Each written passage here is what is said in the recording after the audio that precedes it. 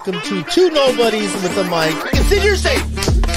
Great job, 49ers. The five best players ever in the NBA, Kobe Bryant is not one of them. Rafa, you can't say anywhere that he doesn't belong in the league. Give me that amount of money, and I'll do whatever you want me to do. Josh Allen will never make the playoffs again.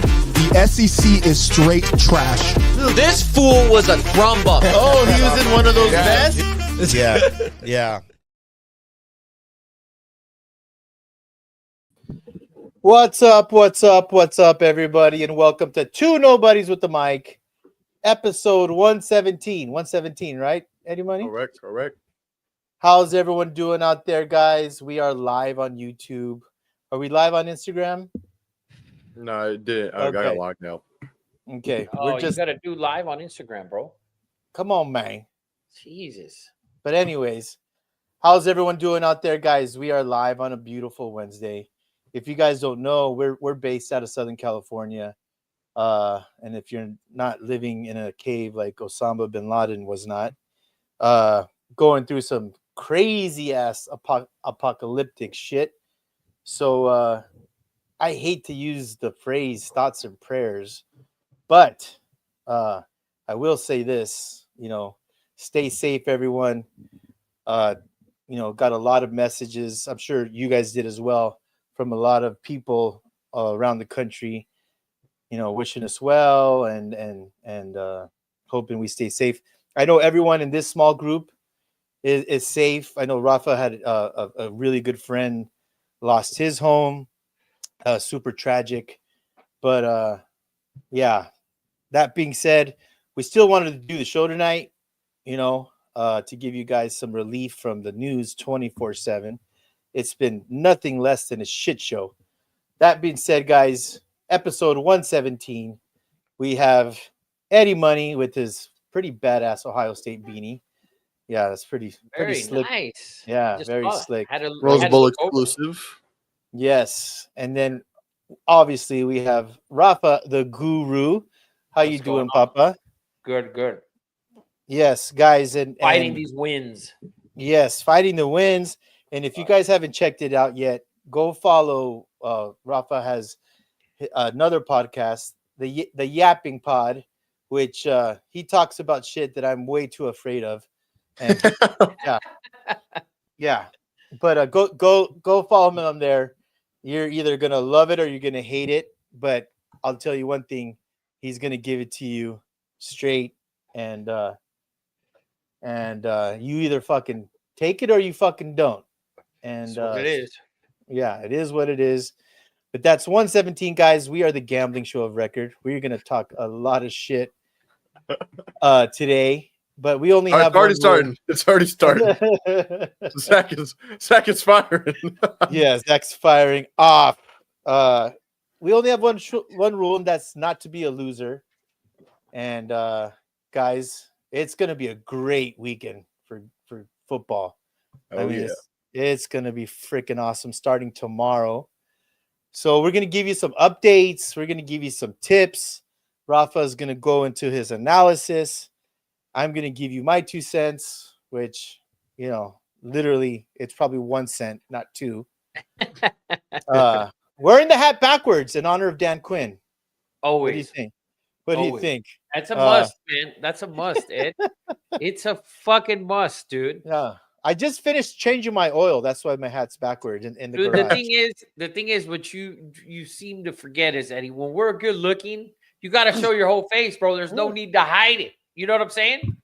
Yeah, that's the thing. Yeah, that's where it's at, brother. That's where it's at. For sure. By the way, Zach, my hat is not a Notre Dame hat, but I the colors, I get it. The colors. So that being said, guys, we'd love for you to talk your shit. Please join us. Give us your opinions. Let us know what you guys want to talk about. We have, a set agenda, but we're always down to talk shit about the agenda. The agenda never goes. Never. It never goes. It never ever goes the way it's supposed to. Oh, yes, not once. So don't be a loser. That being said, every week we do You're Fired. It's mythical, hypothetical firing. If you want to stay positive, you could hire someone. We don't give a F. There's a plenty of people to be fired, especially in the state of California today. I mean, it's just terrific. But who wants to start off with "You are fired"? I'll go because I actually have two. I just thought of another one, but I'll go. I want to fire. I was mentioning to you guys. I want to fire Michael fucking Brown for being so worried about the Raiders coaching payroll. Nobody cares. It doesn't affect the product on the field, good or bad. It doesn't. The payroll. It doesn't matter. They could pay 100 coaches. They have the money to do it. So who gives a fuck? Yeah. That's Thank number you one. thank you for that one, Rafa, by the way.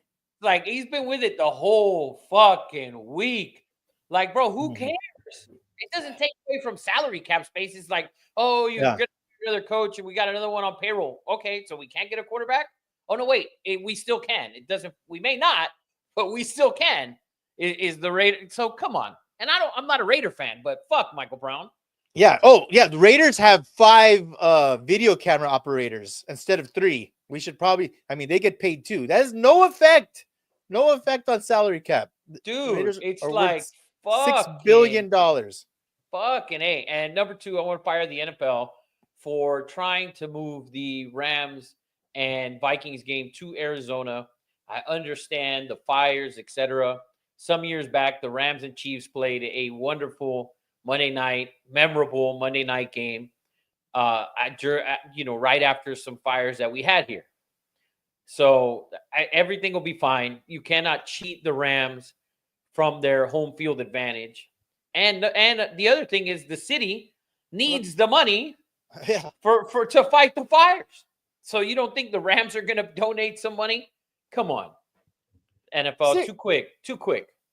You know, when you think about the grand scheme of things, Rafa, of course, you know, the devastation in Pacific Palisades and these cities, the economic effect is just far greater than these people losing homes.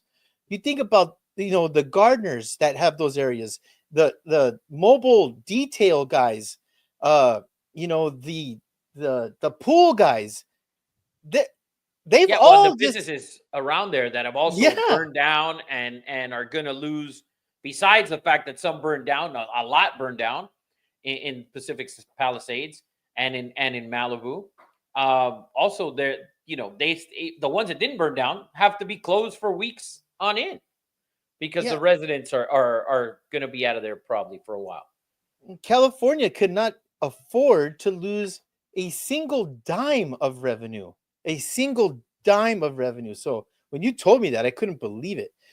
I could not believe it, you know. So I pray the NFL doesn't do that. That would be ridiculous. They have a headquarters literally next door, so they know the impact that it would have. That's just ridiculous. Insane. Eddie Money? Actually, my firing Michael Brown literally just said it in the comments. I was gonna fire Robert Kraft. He basically, for those that don't know, he fired Gerard Mayo after one season. And all the comments and like big billboards is saying that he literally was like, you know, it's my fault that I put him in this position, but then you're going to fire him? Like he couldn't have done like much better with the season that he had. You got to give him like at least like a 2 to 3 year chance to do something with that team. You know, we don't know what went behind the scenes. What I have heard is that in Gerard Mayo's contract when he was an assistant coach, that there was wording that he was next up. So if you knew he was next up 3-4 years ago, then, you know, he was so apologetic. I'm so sorry. I love his family. He just wasn't ready. You had it in his contract that he was, you know, the next coach to be. So why wasn't he ready? That was a horrific firing, in my opinion. No one agreed with it. Whether he was good or bad really is not the issue. You know, Hayden Hurst was Drake May's first, like number 1 target, or I don't know who, Hunter Henry, whatever. I always get those. Hunter Henry. But yeah, I agree. I agree that didn't make a whole lot of sense. We don't know what went in the background. But you know what I did hear is that Belichick didn't know about that wording. Like he didn't know that Mayo was going to be his predecessor or whatever. But yeah, that makes a lot of sense. Kraft. I Go didn't ahead. agree with the firing, but I think I know why they did it, which is kind of the same thing that I think the Raiders why the Raiders fired Pierce. I think it's because they kind of realized like the dudes weren't, and he said it, he wasn't ready. It's like, fuck, if you already realize he's not ready, I can't give him another year. Like I just can't. Fuck it, just cut it now. Because you go on another year of 4 wins. And I understand 100% the roster is absolute fucking trash. For sure, it was terrible. Besides quarterback and maybe corner, everything else might have been shit. But at the end of the day, you got to cut it. It's better to Bill Belichick, right? Better to let him go early, 1 year early, 1 year too late, right? Lawyer Malloy. I mean, the list is long. The list is long with what? But my opinion is, and this is the only thing that made sense to me, is that they think Ben Johnson. I think Ben Johnson's making a backdoor deal that he wants that job. That's what I think. The Patriots job? Oh, dude, I can't see it. But we can get to that after you're fired. Yeah, Because there's a whole list of NFL head coaching that we can get into. Which is going to be fucking great. And Zach's going to have to sit through it. Fuck you, Zach. Who cares about NFL? Actually, we get it, MB. You're happy the Broncos made the playoffs. Dude, and Michael Brown's got to be so ecstatic. He's got to be just fucking giggity and yeah. Yeah, he's fucking turd. I want to fire, like I said, I want to fire a lot of politicians and California government for really letting a lot of outstanding tax-paying citizens down. That this is more for the Yappin. Maybe you could have me on as a guest for Yappin, Rafa. But 100%. If this is where you're going, 100%. We'll have a whole segment on this shit. Yeah. I had, my job got canceled today, and I watched the shit that was going down. There wasn't enough fire trucks. There wasn't enough firemen. There wasn't enough warning. There wasn't enough preparation. So I'm just going to leave it at that. California needs to reprioritize their citizens. The ones that contribute, the ones that pay for shit, the ones that have shit on the line. And that's who I'm going to fire. I was going to fire Cam Newton. I was going to fire the Lakers. But I think that's the most relevant firing for today is that the people matter. And if you want to be a politician in the first place, you're suspect in my eyes. And there were just a ton of people that got let down. And the effects are going to be long. The effects are going to be hard, giggity, long and hard. Wow. Charles, you got a great sentiment going there. Oh my God. in the house. We're still two nobodies. We're still trying to be a funny, entertaining show. But yeah, like I said, that's who I'm firing. I'm firing the people in positions to help us. And I'm definitely not talking about the people on the front line, the guys that are out there who haven't slept in 27 hours or whatever. Not those people. The people in charge. We have a lot of smart people. This should have been seen if the insurance, and I'll stop it at this. If the insurance companies knew this was an issue and they stopped giving fire insurance, then you have to know that there's something coming down the road that's going to be tragic and dramatic. And I don't think the people in charge were ready. No, not even close. Mm-mm. And a lot of really good people are paying the price for that. That's my firing. Yeah. Michael Brown, the Yapping Podcast, is here. Hey, it is what it is, man. I'm sure Rafa's gonna really get into more detail and really lay it on people, and I will share that shit. So, anyone else?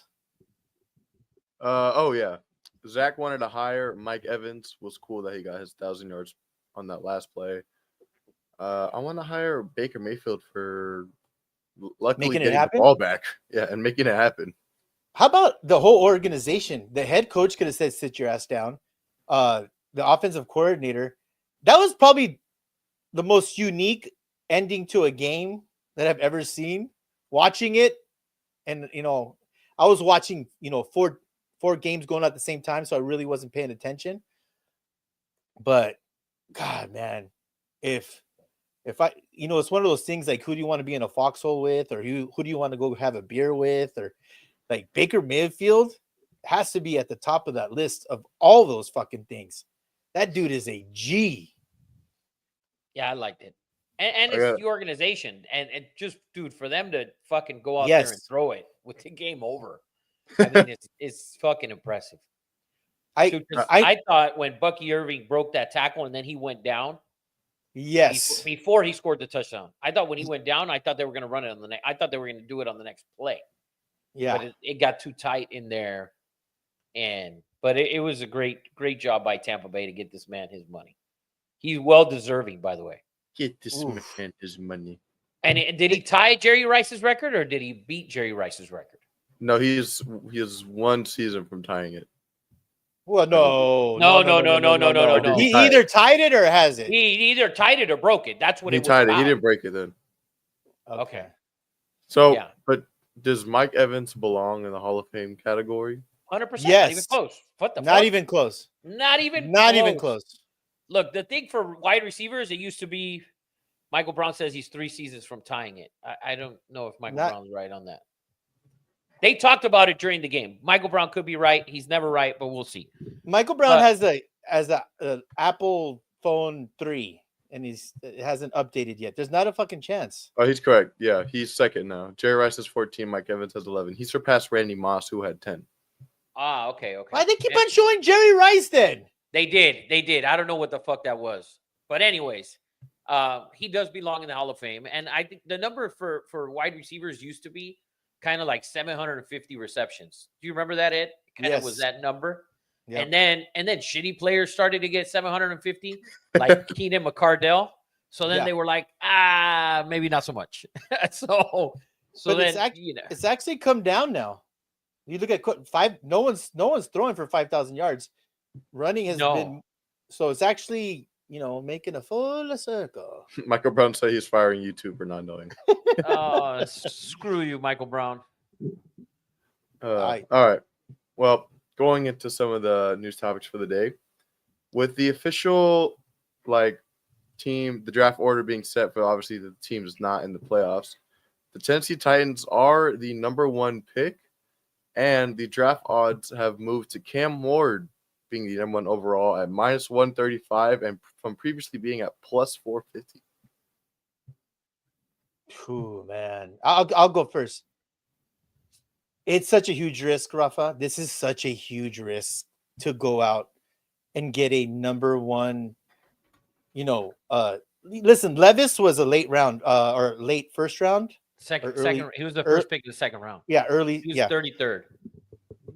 but you can't go back-to-back quarterbacks that close and fail.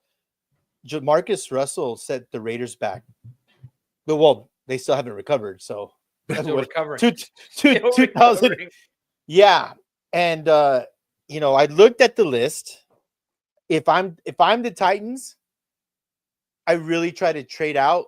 Get as much capital and try to get a veteran quarterback. If you're not 1000% sure, which you should never be, Ryan Leaf, Jamarcus Russell, Tim Couch. Tim Couch made a playoff though. Yeah, with a really shitty team too. Yeah. But you can go on. He's Schuler. You can go down the list of number 1 quarterbacks that didn't pan out. And this is a really bad team, right? It's just not, they're not a quarterback away. And No. Okay, so and then I go down number 2, the Browns. Cam Another. Ward. You think that's it? You think Cam Ward's? Yeah, I'm with you because I talked about it the other day. I don't see the Titans picking another quarterback when they just picked one at the top of the second round 2 years ago. So, I mean, I don't see them taking a quarterback. If they do take a quarterback, then, the mock draft, Vegas, whatever on the line, they're right because I cannot see Dion letting Shador play in Tennessee. So, but I think if the Titans don't take Cam Ward, I don't think they do. I'm with you. I don't think they do. I think Cam Ward goes to the Browns. Man, he gonna replace your boy? Yeah, dude. Your dog?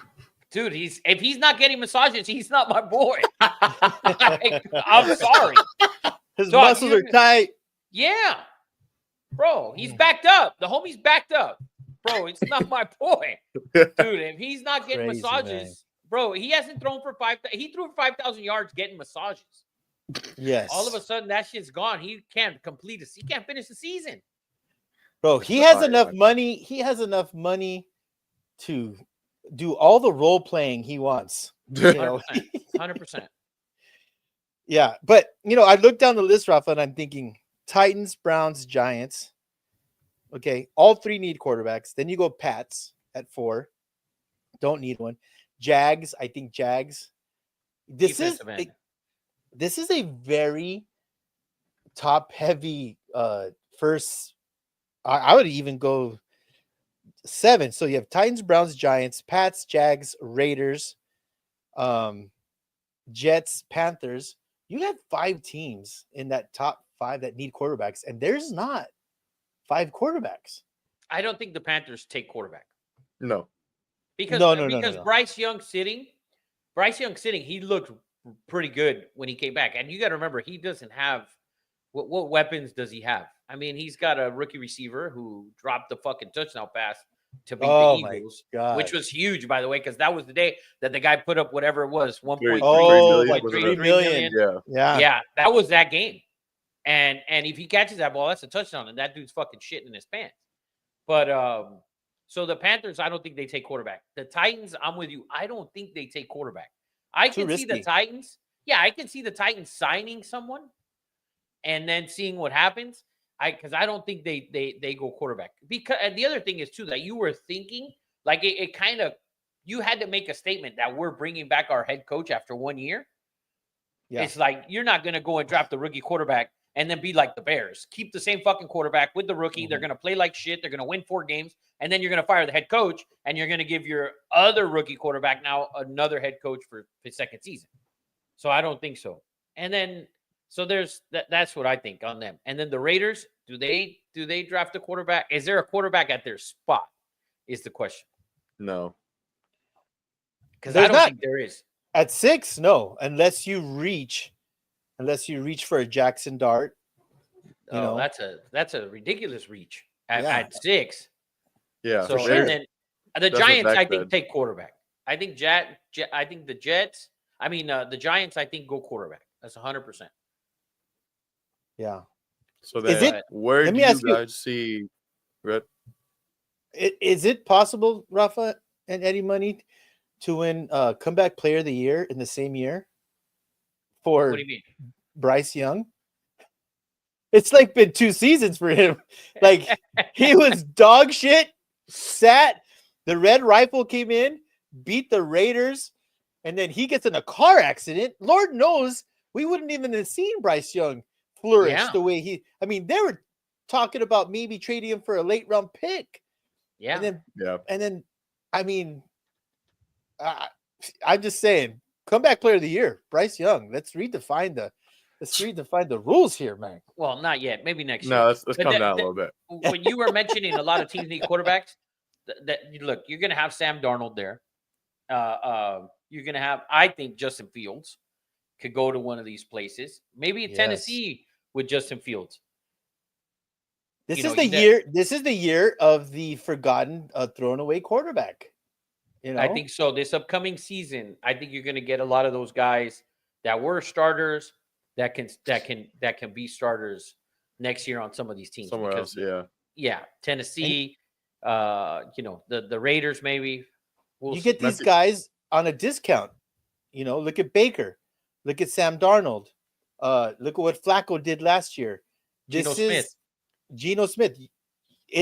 You get these guys who want to stay in the league, want to get the opportunity, and I feel like, this is where we're shifting to, that the NFL is so complicated now at the quarterback position. It's just not talent that you need to be groomed for 3 or 4 years with the right coaching staff on top of that. Matthew Very Rusher true. says, I feel like the Patriots will trade Joe Milton somewhere else. Michael Brown also said Milrow will be there for the Raiders, which would be terrible. Yeah, so we did. Eddie, you just mentioned like the quarterbacks in this draft. There's not many, and then the other guys, Jackson Dart, Milrow, maybe Quinn Ewers if he comes out, Carson Beck. All those guys are going to be probably third, fourth rounders, right? Mhm. Yeah. And at the beginning of the year of the college football season, at least, there was talk that Carson Beck would be a first rounder, Jalen Milrow could be a first rounder. All these guys could have been first rounders before the season started.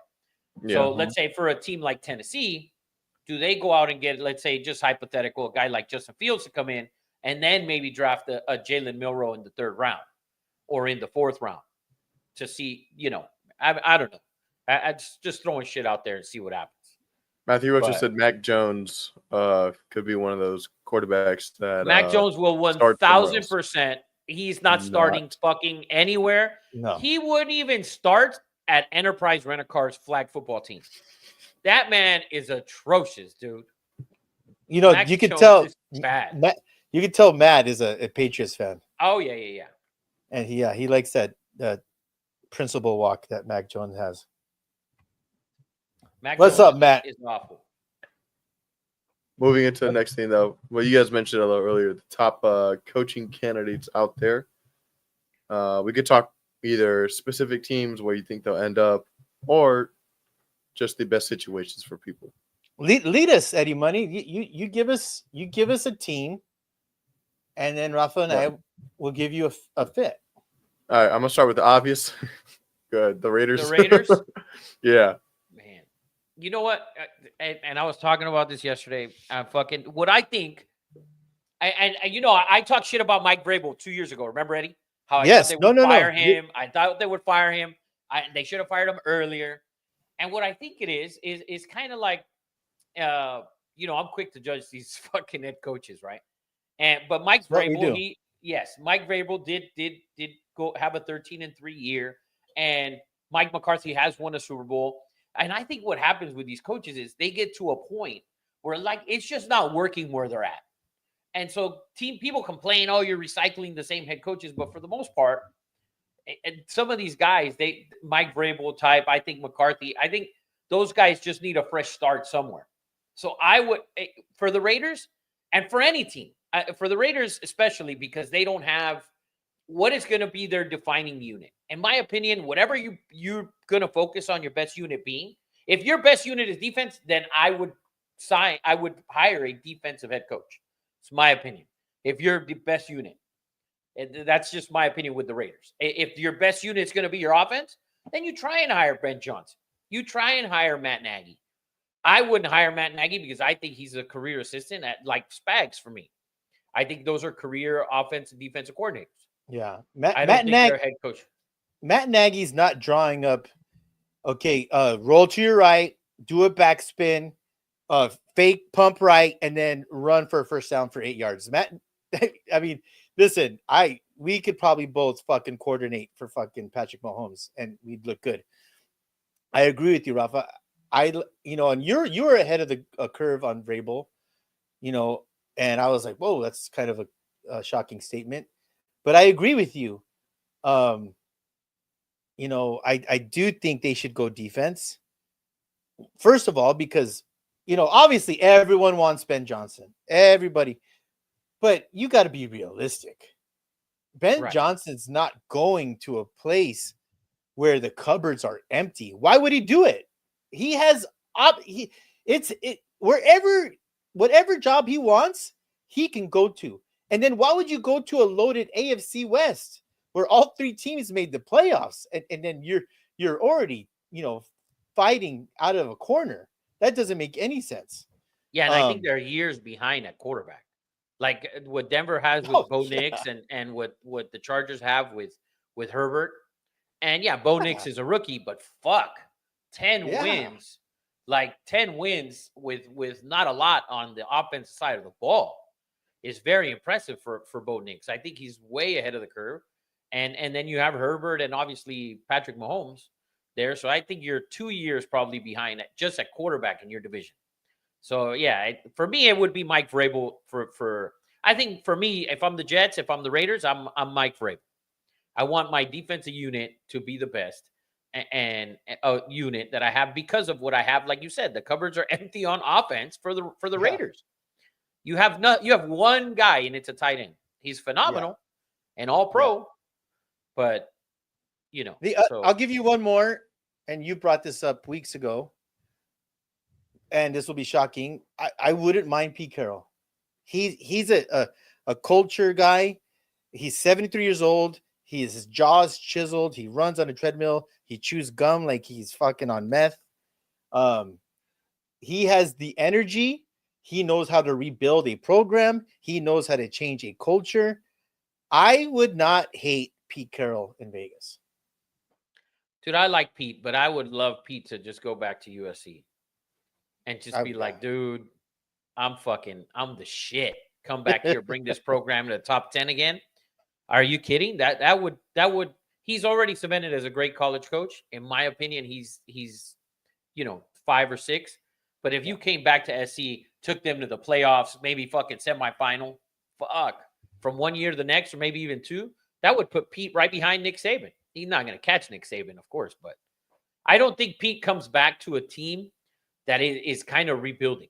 It's almost a big rebuild. They have 3 players, 4 players, maybe. Yeah, if that. Realistically, yeah. So for Pete, I think Chicago would make more sense, roster wise. Like it feels like a team that's closer to getting to the playoffs than the Raiders, in my opinion. Although in a super tough division. Yeah, it's not a crazy opinion. What's next, Eddie Money? Matthew Roach just said, he said USC versus UNC in the college football playoff. Intercepted at the goal line. Wow. Factoids. But he brought up the next team that I was going to bring up. He said the Saints, and he thinks that's where Ben Johnson goes. My goodness. I'll go first. Ed. Go first. He mentioned Ben Johnson. I mean, I would have trouble for Ben Johnson to. I don't see Ben Johnson going to a team that's not that ready, but that division is not very good. Like we just saw it. We literally saw it on Sunday. You had 2 teams that played two opponents in their division that weren't very good, and both barely won. Like if you watch that Tampa game, they barely squeaked by. Crazy. Like, and Atlanta lost outright. And I know going into overtime, like it didn't fucking matter. But dude, your defense allowed 38 points in regulation. Like, and after playing a really good defense the week before. So that division, I can see that, but I can't see it. Like at this point, I don't know who the Saints would hire, but I would assume it's probably an offensive minded coach. I don't think they would go defensive minded. But I just don't know. I don't know for the Saints who I don't see Ben Johnson going to New Orleans. But hey, if the money's right, it could happen. I don't see it either. I think would be a really good hire, which is a name that has been brought up for the Raiders, like the offensive coordinator for the Bucs. He knows his division. Is this Baker Mayfield just being fucking awesome? Or, they've had injuries. That offense has been pretty fucking good without forgetting his name. Godwin? Godwin. That offensive coordinator is getting a lot of hype. He's a McVay guy. He's been with the Rams. So, if you've rubbed shoulders with McVay, automatically you are a candidate for anything. So I would go with the offensive coordinator from Tampa Bay to be the head coach. I'm so sorry. He has a stupid name. But that's who I would go with in Nolans. All right, then the last team we kind of touched on it last week, but the Jets. I know Rafa said that he thinks that would be the perfect place for Brian Flores. I do. I still think it should be Brian Flores, defensive minded. That's your best unit by far. You have an aging quarterback that if you decide to keep him, and I think it'd be a perfect fit for Brian Flores. Tough defense, and they have a good draft pick. They're at number 7, and I saw a mock draft that had wide receiver at number 7 for the Jets. The Jets are not drafting a wide receiver at number 7 because they have other needs like fucking offensive linemen. Yeah. The block so you can actually run the football. Yeah. So your defense doesn't play for fucking. Yeah. Oh, you froze up on me. You know what? can you hear me? That is the right hire. Yeah, the right hire is 100% Flores. But for podcast purposes and TV purposes, I want to see our boy Rex Ryan. He's first of all, he's begging for the job. He bleeds the green, you know. If you want the job that bad, like he's just been he's begging for it. I would lowball him, and who cares? I think he'd do it for fucking free at this point. Probably would. And you know, Jets, just like the Raiders, we've been in disarray for so long. If this guy, and the last time you were good, I mean, you had fucking Mark Sanchez take you to the fucking AFC fucking championship. That Mark Sanchez, you know, He did. He beat the Patriots in that game, by the way, to get to that championship game. Yeah, I mean, I want to see the Rex Ryan get it, just because I think it'd be great for TV. I wouldn't mind it. Last thing to end on before we move away from the coaches. Rocha asks, do you guys think Doug Peterson deserves a head coaching job? Sure he does. And fucking Pee Wee football. Guy's god awful. Philly special, Rafa. Philly special. That's like one of the best play calls in Super Bowl history. Dude, that was all Big Dick Nick, bro. That was all BD Nick, dude. So this is true. That's factual evidence that it was him. It was all BD Nick, bro. Oh, real giggity. quick, because you didn't touch on the Bears.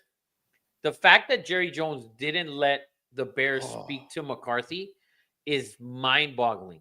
That didn't happen. Like Crazy, Rafa. Crazy. I don't get it.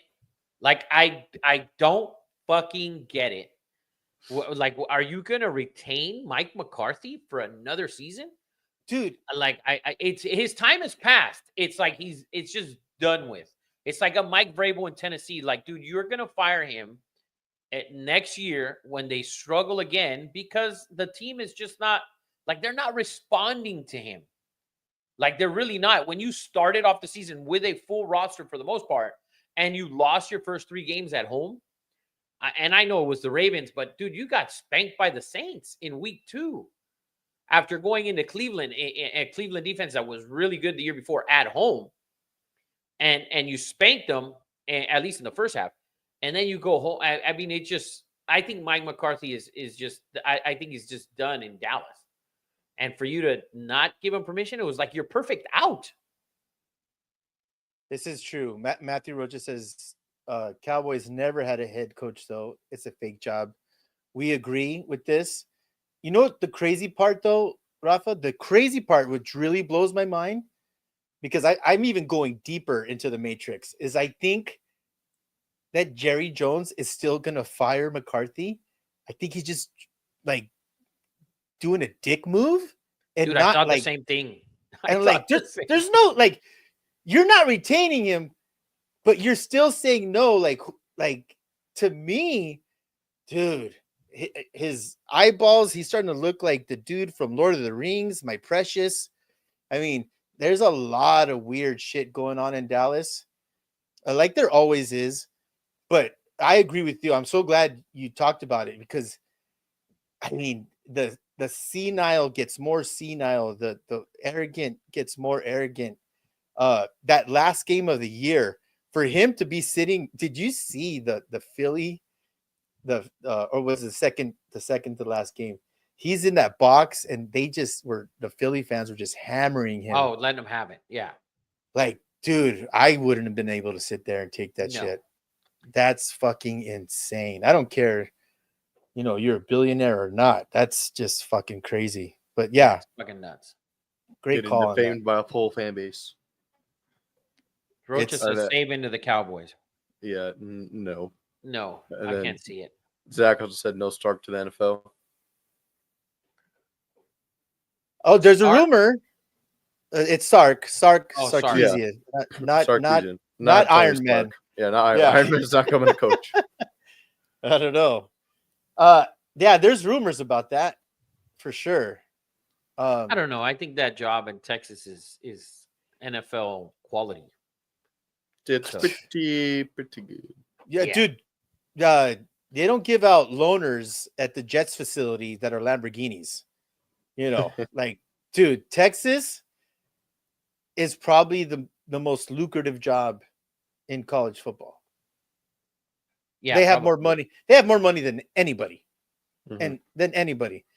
And Sark, like Rafa said, hasn't blown anyone away yet.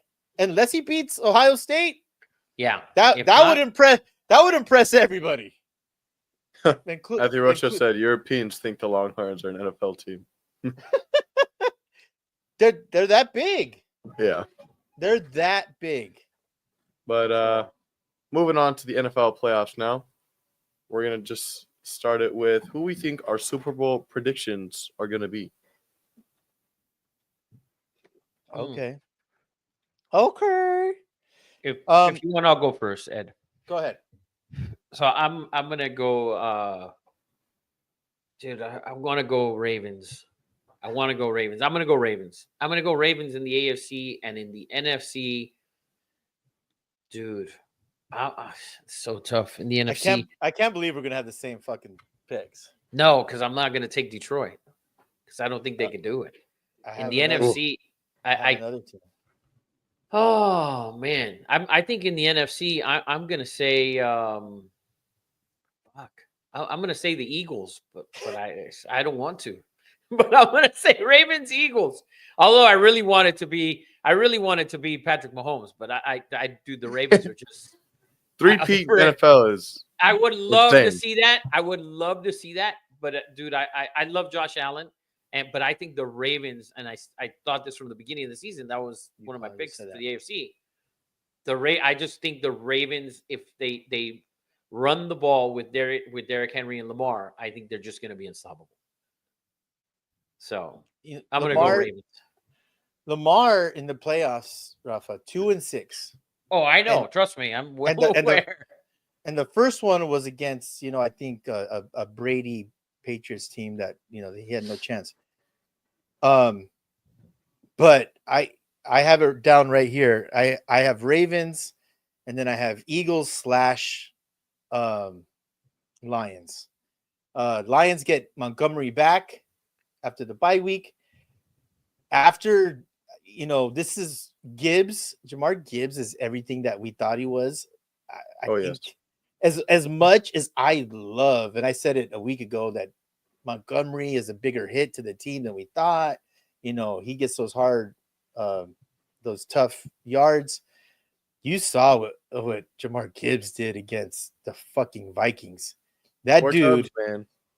he's maybe a faster version of fucking Barry Sanders. That dude is explosive and great. Elusive. Elusive, can catch the ball. But just to be devil's advocate, I guess I will go the Lions. Defensively, those guys showed up against Minnesota. Wow, that was a great performance for that defense, who has been dog shit all year. That defense, with Hutchinson, they've been fucking dog shit all year. They've given up points like fucking crazy, but they found a way, whether to steal Rafa's word, whether Sam Darnold is astastic or not. Dude, oh my God, how bad was that man, bro? How bad was he? You After saw I it, made you apologize, dude. Dude, okay, okay. So we're watching the game. My daughter Brianna, registered nurse, big football fan. She pointed out before anything. She's like, "Oh my God, he was wide open in the flat. Oh my God, Jordan pointed- Addison, wide open, dude." She was losing her shit. I wanted to text you, like, dude. She saw it and she's like, "Dad, rewind it." It's like, wow. watching So tape bad. mid game. Yeah. Dude, Well, we it used to was watch tape all the time. So bad, dude. Yeah. So bad. I mean, what he did in that red zone, I mean, was just, I mean, my God. I did like 20 minutes on it the other day. I can't. And then she, and then she said it before. I don't know who was calling the game. Was it Tom Brady? She says, like, "Dad, he misses high all the time." And then the fucking commentator's like, "Darnold, he misses high." I'm like, "Am I fucking?" It was Collinsworth. Yeah. It was. Yeah, dude, he misses high, which and against the He Colts does. on that Sunday night cost Yeah. him interceptions in that first half. Yeah, he misses high. So for that reason, I would love to see Detroit. I would love to see that fan base. I would like to see them get to the Super Bowl. Michael Brown's correcting you. It was him that he said they were missing. Oh, now you're not taking your credit. daughter. But anyways, he says. By the way, real quick, dude, I didn't think the Rams had a chance, but dude, the NFC I feel like is Pretty open. Wide open. dude. In the AFC, I feel like there's three teams. I feel like it's the Ravens, the Bills, and the Chiefs, right? Yes. Facts. And dude, but in the NFC, any one of the seven, with the except for me, with the exception of the Vikings, actually, for me, it's five. I don't think the Redskins could beat Tampa, and I don't think the Vikings beat the Rams, no matter where they play, if on the moon or in Arizona or in LA. I don't think the Rams. I think just the way Matthew Stafford is playing and that offense with those receivers, I think are phenomenal. And Jared Verse on the line, fucking probably gonna be. Is he gonna be defensive rookie of the year? Because he's looked good up there. I'll tell you what. Well, This is why Mitchell's pretty close. This is why I like the Rams. It's because they've won in a variety of ways. They've had to score 46. They've had to fucking kick 4 field goals. The Vikings and Rams are going to come down to who can make adjustments at half. And I'm more confident in McVay making those adjustments and them morphing into what they need to do. Like, I hate when coaches, try to be too cute. Like, I'm going to outsmart you. I'm going to do this and do that and have this fucking trick play. Just fucking win the game. No one's going to remember, your fucking awesome play call on fucking 4th and 1 where you fucking double pass and threw for a touchdown. Win the game. Like Ben Johnson and the Lions. Like Ben Johnson and the Lions. Like Ben Johnson, Belichick for me is the GOAT. Is because 1 week they would go 5 wide and throw it fucking 50 times. The next week they wouldn't throw a fucking pass and fucking run 3 tight ends and run the ball down your throat. He played to your the other team's weaknesses. I just feel McVay could do that better, and that's why I have more confidence in him. Yeah, the Rams I think are Zero wild Cool card. with his Raider chat. Zero Cool's in here. Bowers should be. We'll get to that in a minute. We'll get to the rookie. Come on, man. We'll Don't get Rafa all fired up right away. We'll get to the awards in a minute. Let's get to these games. Give him some foreplay. Give him some foreplay. Man. Zero Fucking jumps right into the shit. Yeah. Straight ass licking right out the gate. Hits me Some of our first, damn it. Some of our viewers, their Super Bowl prediction: Zero Cool goes Ravens Lions. Zach goes Chargers Lions. Fucking Zach. That's Huntington Beach talking. That's him fucking waving to fucking Jim Harbaugh on the beach in his motorhome. Hey, Jim, with his fucking flip. That's a fucking Huntington Beach homer pick. Matthew Rocha goes Chiefs Eagles. Matthew Rocha says we should get a Rams Chargers Super Bowl, which would be kind of cool. Dude, what would be But crazy that's is not happening. if they both got to the title games as the higher seeds would be insane. Yeah. For those wondering though, Eagles Ravens is plus 1,600 for a Super Bowl matchup, and Lions Ravens is plus 800. Yeah, the Chiefs Eagles, I like, Matt. I like the Chiefs Eagles as well. I do. The Chiefs have only lost one game this year, and they've met, which is, by the way, the only reason that the Denver Broncos made the playoffs. Just so the Denver Broncos and their fans understand that was the reason that you can thank Josh Allen for beating the Chiefs, because if the Chiefs are 16-0 come week 17, guess who's not in the fucking playoffs? Yo ass. Yep. Ponies. Eagles like and Chiefs Ponies. plus 950. Oh, So God, get I your don't- value in before the weekend, ladies and I gentlemen. don't want to see Eagles and Chiefs. Please, please, Donald Trump, save us from Eagles and Chiefs, because there's no way. There's no way. There's no way the Eagles can win that game. It would be impossible. You're just Dude, outmatched. Dude, I don't know, man. Saquon. I mean, we'll see. It's going to be great. I'm looking forward to that Eagles Packers game. I think it's going to be probably the best game of the weekend. But going into those games now, we have wild card weekend starting on Saturday. The first game of the weekend is Chargers favored by 3 going into Houston to play the Texans. The over under 42.5. I'll go first, Rafa, on this. Yes, sir. I mean, this, the Texans back their ass into the playoffs because of their ass-tastic division. They've looked god awful. I mean, they're not even coming into the playoffs playing well. I mean, they look like total garbage. And I am a disciple of both Harbaughs, John and Jim. The weaknesses are just too glaring for the Texans for a good coach not to scheme. And we're talking about one of the best coaches who's ever lived in Jim. They got to get CJ Stroud uncomfortable in the pocket, which he's looked all year, and he will just like fall over, bend over, and open up like whatever. Whoa. Uh Bend over. He's going to bend over and open up. yeah, for Bosa and Khalil Mack. To me, this is like one of the locks. And I know it looks too good to be true, but I just think Jim Harbaugh will scheme the shit out of this. By the way, did you see who the Chargers signed? Was it yesterday or 2 days ago? Oh, yeah. They signed Zeke. Ezekiel Elliott. And if anyone was born to be a running back or to play under Jim Harbaugh, is Zeke Elliott and his running style. So yeah, give me the Chargers fucking money line. I have never seen Zach so ecstatic in the chat. He about goes, the Chargers. hammer San Diego Chargers. Super Chargers. Ring the bell, and then What does the world come to? What does the world He has, come like, to? I don't know, man. It's almost too good to be true, right, Rafa? Like, Dude, it- I don't know, man. it makes too much sense. Yeah, I mean, road dogs in the playoffs.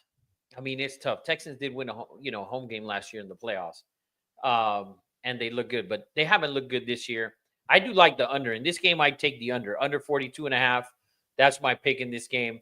I think the Chargers should win this game, but I think it's going to be a tight game. A lot of running. Stroud's going to be running for his ass, and he's looked terrible in the pocket, like you said, for weeks. And so I like the under. I assume the Chargers win. I hope the Chargers win for the sake of Los Angeles. And I used to be a Charger season ticket holder, but yeah, the Texans haven't impressed at all. Like their division was just so fucking bad that they're in by default at this point. I feel like. By the way, Zach is so ecstatic because it's business. So I get it. No, for sure. Bet with your mind, not your money. There you go. It just seems like such Not a with your trap. heart. Michael Brown said that makes so much sense. Rafa was a Charger fan.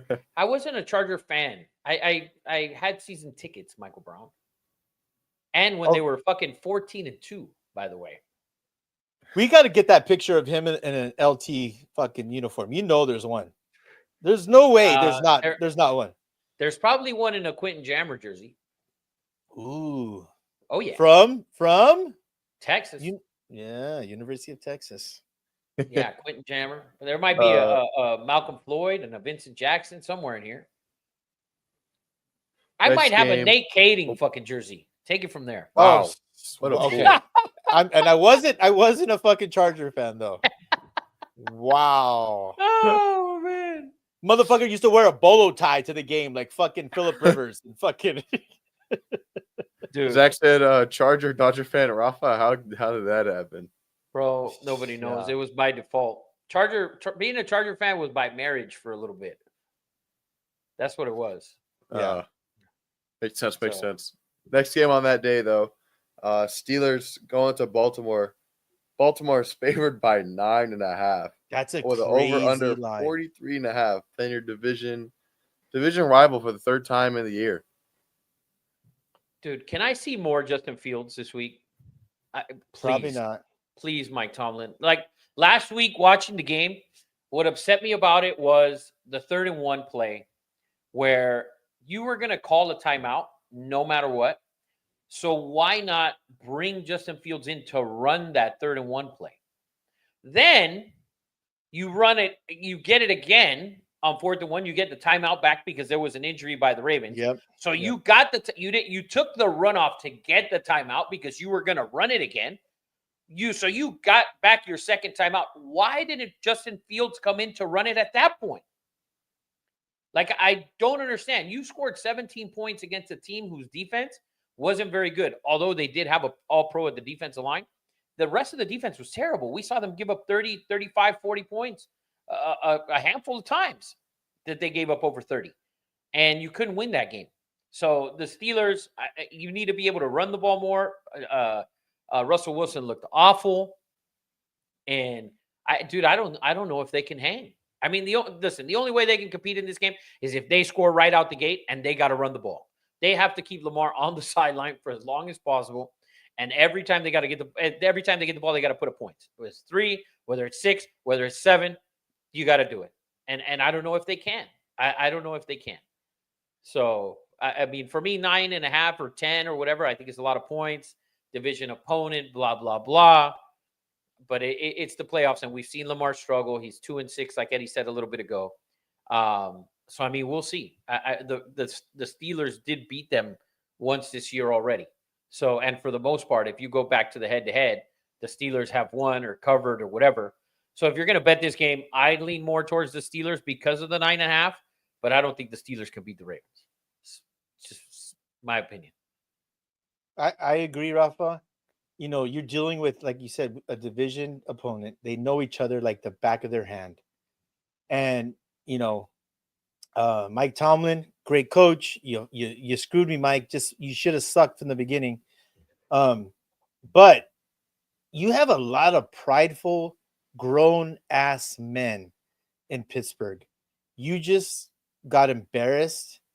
And for that reason, I agree with you 100%. I don't think they have a shot to win, but I would not take, 9.5 points think about it. You'll never see that in a division game, week 1 with those two. I don't care how good or bad. This is UCLA, USC. This is Ohio State, Michigan. These guys know each other so well. And these Steeler fans or these Steeler players have such a bad taste in their mouth.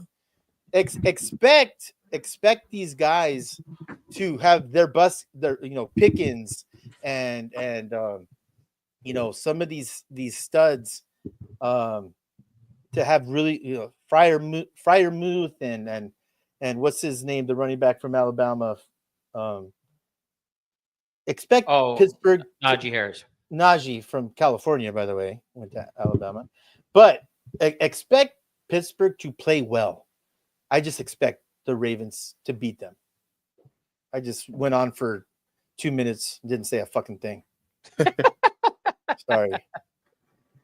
Yeah, Matthew Rocha, I'm with you. Steelers lost their last 4. Ravens won their last 4. Lost their last 4. See it. They did lose their last 4 to 3 playoff teams and the Bengals, who should have been a playoff team if the Mahomes were undefeated at that point. But they're not, and the Bengals are not. So, but yes, tragedy. they did. Yes, tragedy.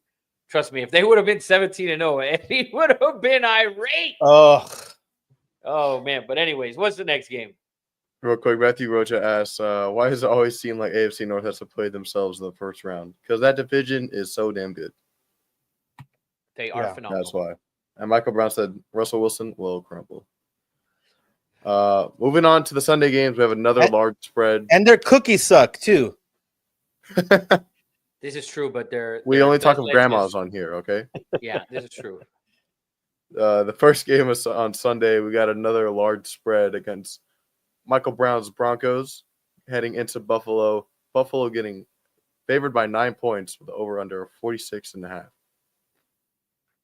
Dude, Josh Allen, bro. At home. Can the Broncos contain Josh Allen? I say absolutely not. Rookie quarterback, all signs point to the Bills putting the fuck to Michael Brown's orange and blue ponies, who they will show that they are phonies. Not ponies, but phonies, man. Damn right. So Michael Brown, they are playing with house money. But here's the stat that Real quick, Eddie. just yeah, real go ahead, quick. In the NFL, nobody plays with house money because every year there's a bunch of different teams that make the playoffs. So I don't want to hear, oh, we're playing with house money. We should have sucked. No, you'll probably suck next year. So take advantage that you're there this year. True. But here's why, no shocker. Here's why I love the Bills. Well, number one, I have a man crush. I have 4 kids, completely heterosexual, but I have a man crush on Josh Allen. Fucking amazing. Okay. But if you look at what the Broncos have done on defense, okay, they lead the NFL in sacks. I think they have 63 sacks. Number one in the NFL. The Bills have only allowed 13 or 14 sacks all year. And it's not because that offensive line, although upgraded, is not incredible. It's because you have to be very cognizant. You have to be very aware of your lanes. It's like playing Lamar. You can't get too far field. You can't do this. You can't do that. Josh Allen, and by the way, we're in fucking Rochester, New York. All right, we're in Buffalo. That's fucking strike number one. But if you look at the Denver strength of getting to the quarterback, I just don't feel they get to Josh Allen. And he's even more dangerous when he's running around. Oh, man. You saw the throw the other day, fucking running right down to Coleman down there. My God. It's By the way, Buffalo's defense plus 24 in turnovers, by the way. wow. So It's just, yeah, dude. Size matters at quarterback. Only at quarterback. Oh, for sure. Only at quarterback. only and at you- quarterback. And you That look is at it. size- That's it. Size matters only at quarterback. And 6'4", 225, fucking hands like this, athletic. And Josh Allen, I couldn't, he's fucking John Elway 2.0. He is that dude. Which is why it was very hard for me to take the Ravens, in the Super Bowl, because I want to say the Bills. I wanted Michael to say Brown the Chiefs. Michael Brown said young hungry team could be scary. Oh, stop it. Young hungry team went into halftime of at SoFi Yes. and fucking came out and they fucking looks like they ate a shitload at halftime. They weren't hungry anymore. Zach said Broncos cover, and Matthew Rocha says, love me some Sean Payton and Bo Nix, though. Big future. All right. Whatever. Let's go to the next one. By the way, Zero Cool, I see your comments. We'll get to them after the games. You're just jumping everywhere. He wants to go I love into I love the USC. support. Yeah. Oh, Zero Cool wants some of Rafa's ass in USC. Michael Brown says if they beat the Bills, I'm driving down to Downey and making that noise to Eddie. Hey, listen, if the Broncos win that game, then whatever, man. Like, yeah, drive down to Downey and fucking punch me in the face. I'm gonna need it. I'm gonna need it. Fuck. So, what's next? Next, we have Packers and the Eagles. Eagles favored by 4.5 at home.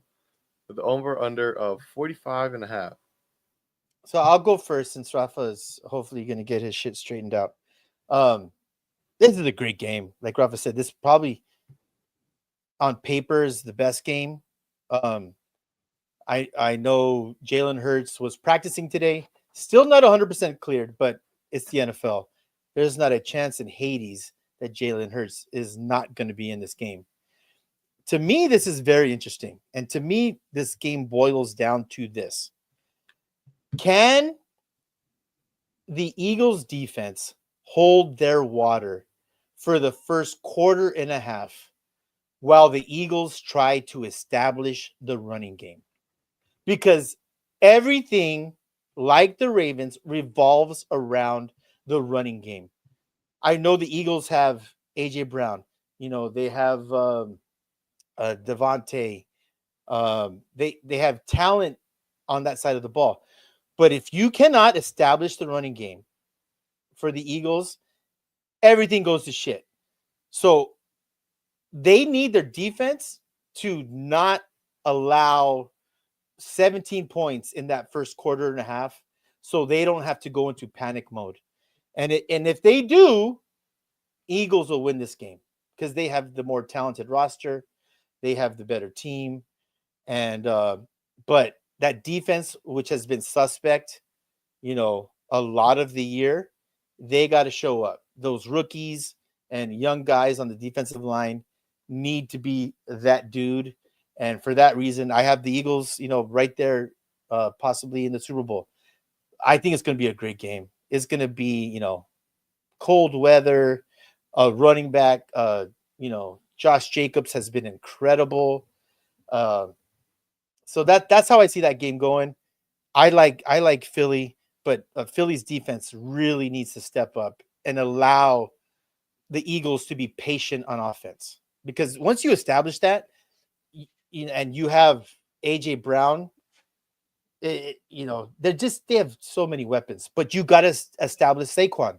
You have to, and you got to be patient. There he is. I agree. I agree with you, Ed, on the Eagles. I have the Eagles, I think, in the Super Bowl too. But I like Green Bay to cover, and Green Bay I think listen. I can't unsee how good Jordan Love was in the playoffs last year. Mm-hmm. Like, he was really good as the first year starter, and he was phenomenal. Do we get that Jordan Love? If we get that Jordan Love on Sunday, they can win this game. And I like the Eagles roster. It's a lot better than Green Bay. But Green Bay, Jordan Love. I mean, I'm listen. In this game, I'm going to take the Packers +4. But I love the Eagles win the game. But I love Jordan Love. Loving a lot of love for Jordan Love. So in the city of brotherly love, for sure. I think it's gonna be the best game of the weekend. I think it's gonna be the closest game. Rafa, I think you might want to switch your mic. It's on your camera. Oh, is it? Yeah. You look great though. Mike, how about there? Sound good? Nope. How about now? How about now? Nope. No. How about now? Yep. There we go. There we go. Good to go, man. My bad. Dude, I had the same issue with this camera yesterday, man. Unbelievable. Shit happens, man. Yeah, CJ's like, oh, I found the fix. Get another camera. No shit. Yeah. Not an $800 one. No. And then Sunday Night Football, we have the rookie-led team of Jaden Daniels and the Redskins going to Tampa Bay to play the Buccaneers, where they're favored by 3, over under of 50. Go ahead, Rafa. Shootout, I don't even know, man.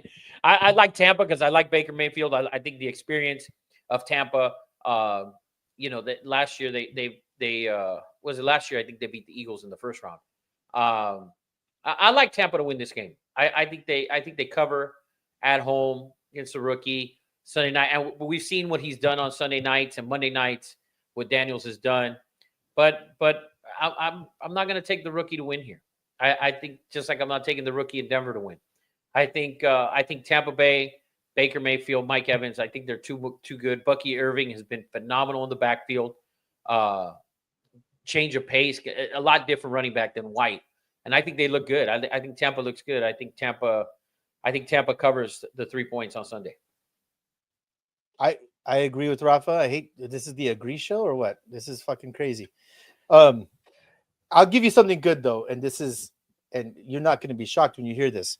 So the Redskins blitz more the fourth most blitzing team in the NFL. And if you go to the stats, Baker is number 1 against the blitz in 3 categories. I think it's touchdowns, completion percentage, and something else. And he's like third in third downs. Baker, he's just that unshakable character, man. He's just that doesn't he? You know what Baker Mayfield is?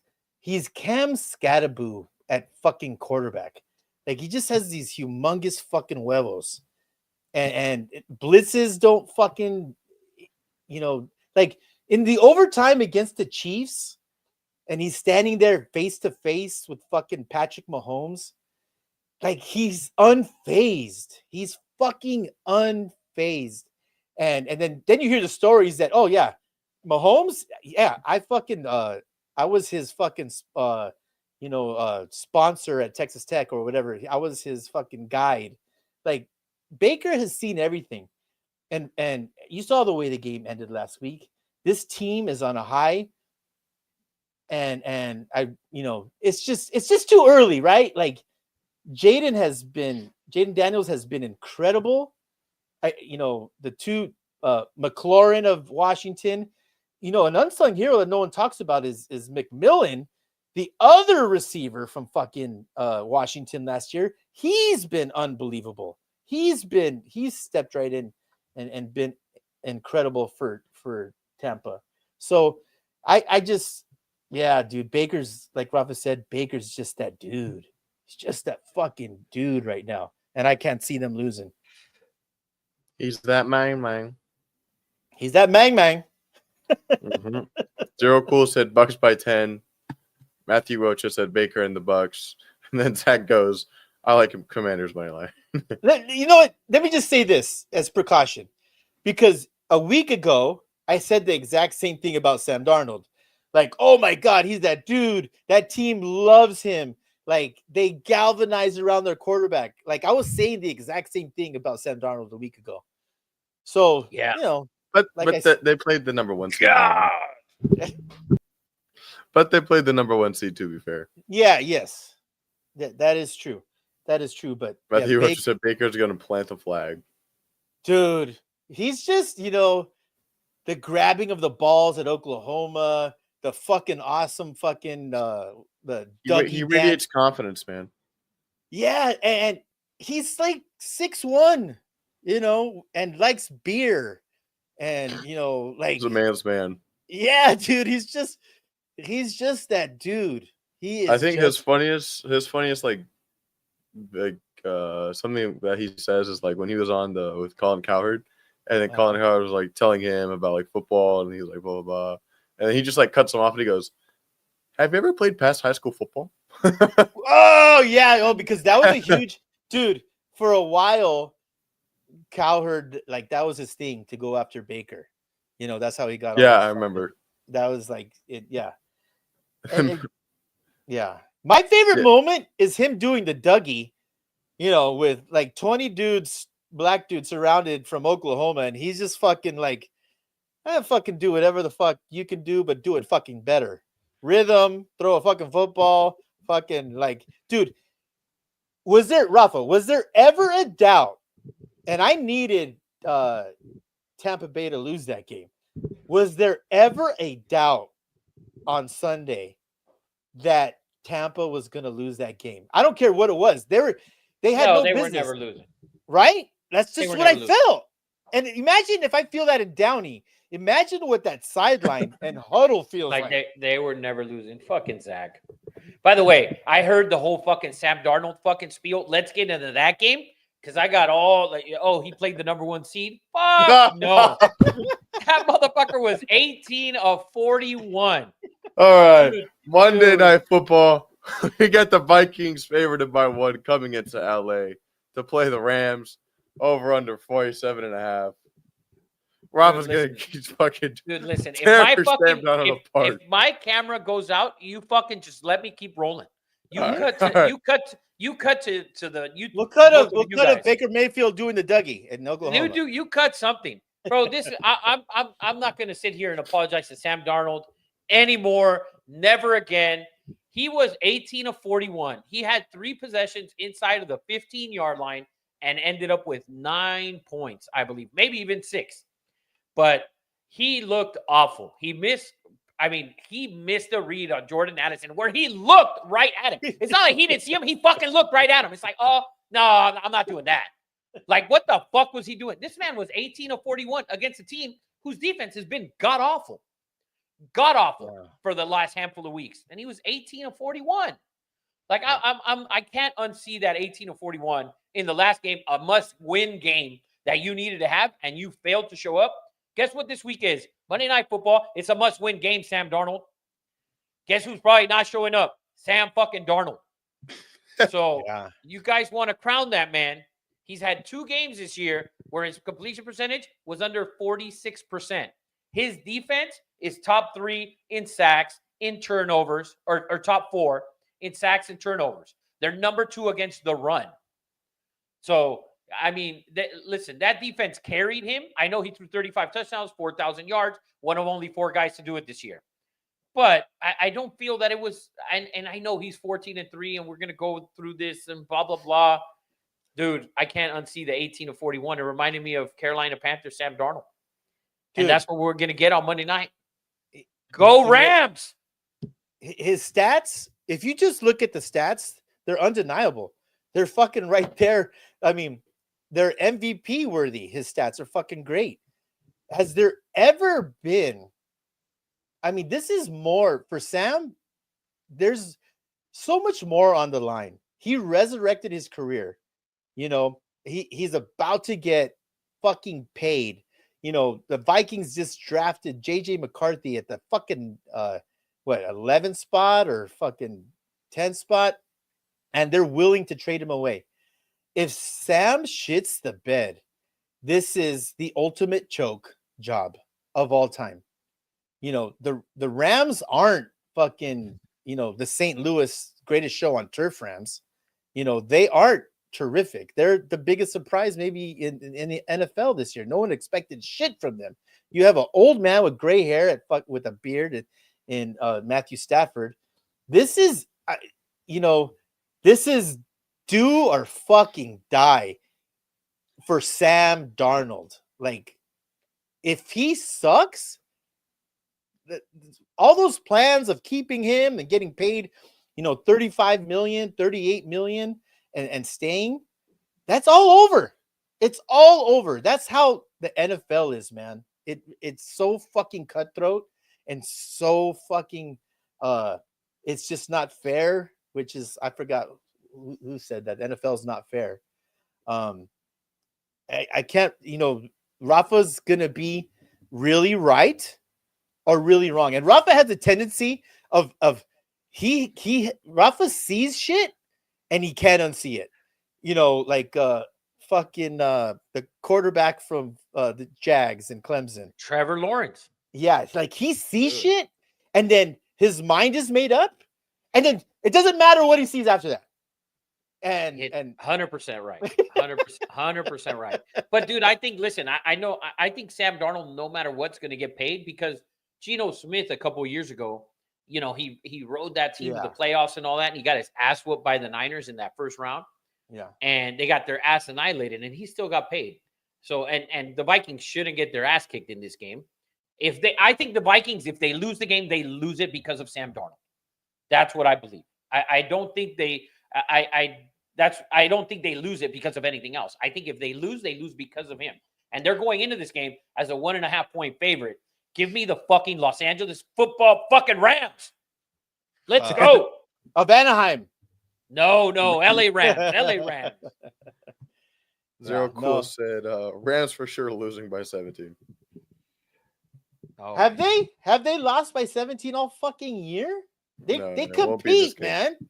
They The Rams, compete. if we look at the Rams, the teams in the NFC, I think the Rams are the ones that have been tested the most, and that have won. And Eddie said it earlier. They've won in different ways. They had a comeback against the Niners. They've had comebacks that they've had to make, and they've won games ugly. And they've won games. They beat the shit out of the Bills, and they scored 49 points or 46 points, 48, whatever it was. So they can beat teams in plenty of ways, and they have the advantage head coach. They have the advantage at quarterback. So from there on, defense, you should give the edge to the Vikings. But Oh yeah. dude, the Rams defense is no slouch. It's definitely not. And the rookie baby, he looked good. Aaron Donald might be in uniform. Who knows? He should come back. I'll tell you the pathway. The pathway. Vikings need to stop the run, what they've been good at all year. You've seen the throws that Puka and Stafford. They're almost immaculate. Like they make amazing play after amazing play after. Cooper Kupp is not Cooper Kupp anymore. He's just not. I don't think they need him to be Cooper Kupp anymore. Yeah. They need him to be five receptions for 60. He's not even doing that anymore, Rafa. Well, he's just not even doing that for every wide receiver screen that Puka gets because he blocks them for like 5 fucking yards and Puka takes it to the house. He does pretty good. Yeah. If the Rams can't run the ball, which they've done well, and the Kyron Williams has been a fucking monster out of Notre Dame, like fucking great running back. If they are regulated to passing the ball, I think Vikings have a really good shot here. But I agree with you, Rafa. This game is decided with Sam Darnold, and the pressure's fucking on. It is on. It is on and popping. It is. And you better have the fucking game in Los Angeles. Fucking douche. What the fuck's the Goodell, right? Goodell. Give me a fucking break. Go Rams. Fucking break. All right. So we finished up all the games. Now to do our playbook by cut. We can do whatever you guys want. We can do our favorite play. One person gives their favorite play for the whole week, or we can just rapid fire give a play for each game, like quick summary. I'll do my cut. Favorite play of the week, and that's Bills. Let them have fucking 12 points. I think the offensive line, I think that Josh Allen's going to be too good. They're not going to get to him. And that stadium's going to be like Buffalo's ready, man. They're just ready to get to the AFC Championship. And the Bills are not. I mean, the Broncos are not. They've been a surprise. They're young, the no-name defense, all that shit. My cut play is Bills -9. Book that shit on cut. And then my next fucking play, if you really want to ride with Bosco Ed, is do a 3-team fucking money line. Take the Ravens, the Bills, and the Chargers money line. I love those 3 money line. I really do. But don't come knocking on my door if you lose, man. Eddie said this was a lock. My cut bet of the week is I'm going to take the Rams money line against the Vikings on Monday night. Give me the Rams money line. I don't need any points. Give me the Rams. The Rams are winning this game for LA, for Pacific Palisades, Malibu, Altadena, Pasadena, Sylmar, Acton. Newhall, Acton. There's a new fire, by the way. Yes, Woodley. I mean, listen, all the Rams are going to win it for LA. The Rams will put Sam Darnold on his ass a handful of times. He's going to throw a pick, maybe 2. Rams will win this game. Money line Rams. Give me the Rams money line on cut. KUTT. Download the app. 2 nobodies is your code word for your 10% deposit on your first deposit. 10% credit. And it's not too late to join their giveaway, their college football giveaway to win $5,000. Cut has a really awesome fucking giveaway. If you bet and download $20 and you bet on a college football game, you'll be in the running to win $5,000, man. Yes, for sure. By the way, Zero Cool says his padrino's house just burned down in Pacific Palisades. Sorry for your uncle. My friend's house burned down there in Malibu as well. So We fucking did that awful. earlier. Shout out to all the people in those areas, affected in those areas. But let's should we do the awards real quick? Offensive rookie, MVP real quick, or no? Yeah, we can do whatever we want. It's our show, man. right, I'm 'cause just gonna bring up the comment from Zero Cool earlier. He brought it up. He said Brock Bowers, offensive rookie of the year. He broke 2 records. I understand. He was phenomenal. But I think, dude, you got to give it to one of the 2 guys that are in the playoffs. My opinion, I'd lean more towards Jaden Daniels, but very close with Bo Nix. And Brock should be tied for second. But or with one of those other 2 guys. But I think it's a quarterback. I think the 2 quarterbacks got to the playoffs. They led their team to the playoffs, and 2 teams that a win total sat at 5.5 and maybe 4.5, and they both won double digit. They had double digit victories. So I think for me, the offensive rookie of the year is Jaden Daniels, but I wouldn't be shocked if it was Bo Nix. I would be shocked if it was Brock Bowers, and he was great. First team All Pro at tight end, phenomenal. But I don't know if you can beat out one of the quarterbacks in that vote. You're being way too nice about this, Rafa. I'm just saying. And I'm a fucking Raider fan. Okay, I've watched every fucking Raider game, maybe twice. There was many fucking times where fucking Brock Bowers didn't have a fucking catch till the fucking 4th quarter or 3rd quarter. When you look at these 2 quarterbacks, they carried teams that were not supposed to be any fucking good. And they both made the playoffs. The argument, Zero Cool, and I love you. I hope you don't fucking hate me for this. The argument's ridiculous. You know, it's ridiculous. You have Bo Nix and Jaden Daniels who have resurrected 2 franchises. I mean, the Washington was, really resurrected. New owner. They were buried and was considered maybe the worst franchise in NFL. You get Jaden Daniels to come in here and just completely change everything. Dan Quinn hat backwards. It's not Zero Cool. Come on, Papa. We're Raider fans. Look in the mirror.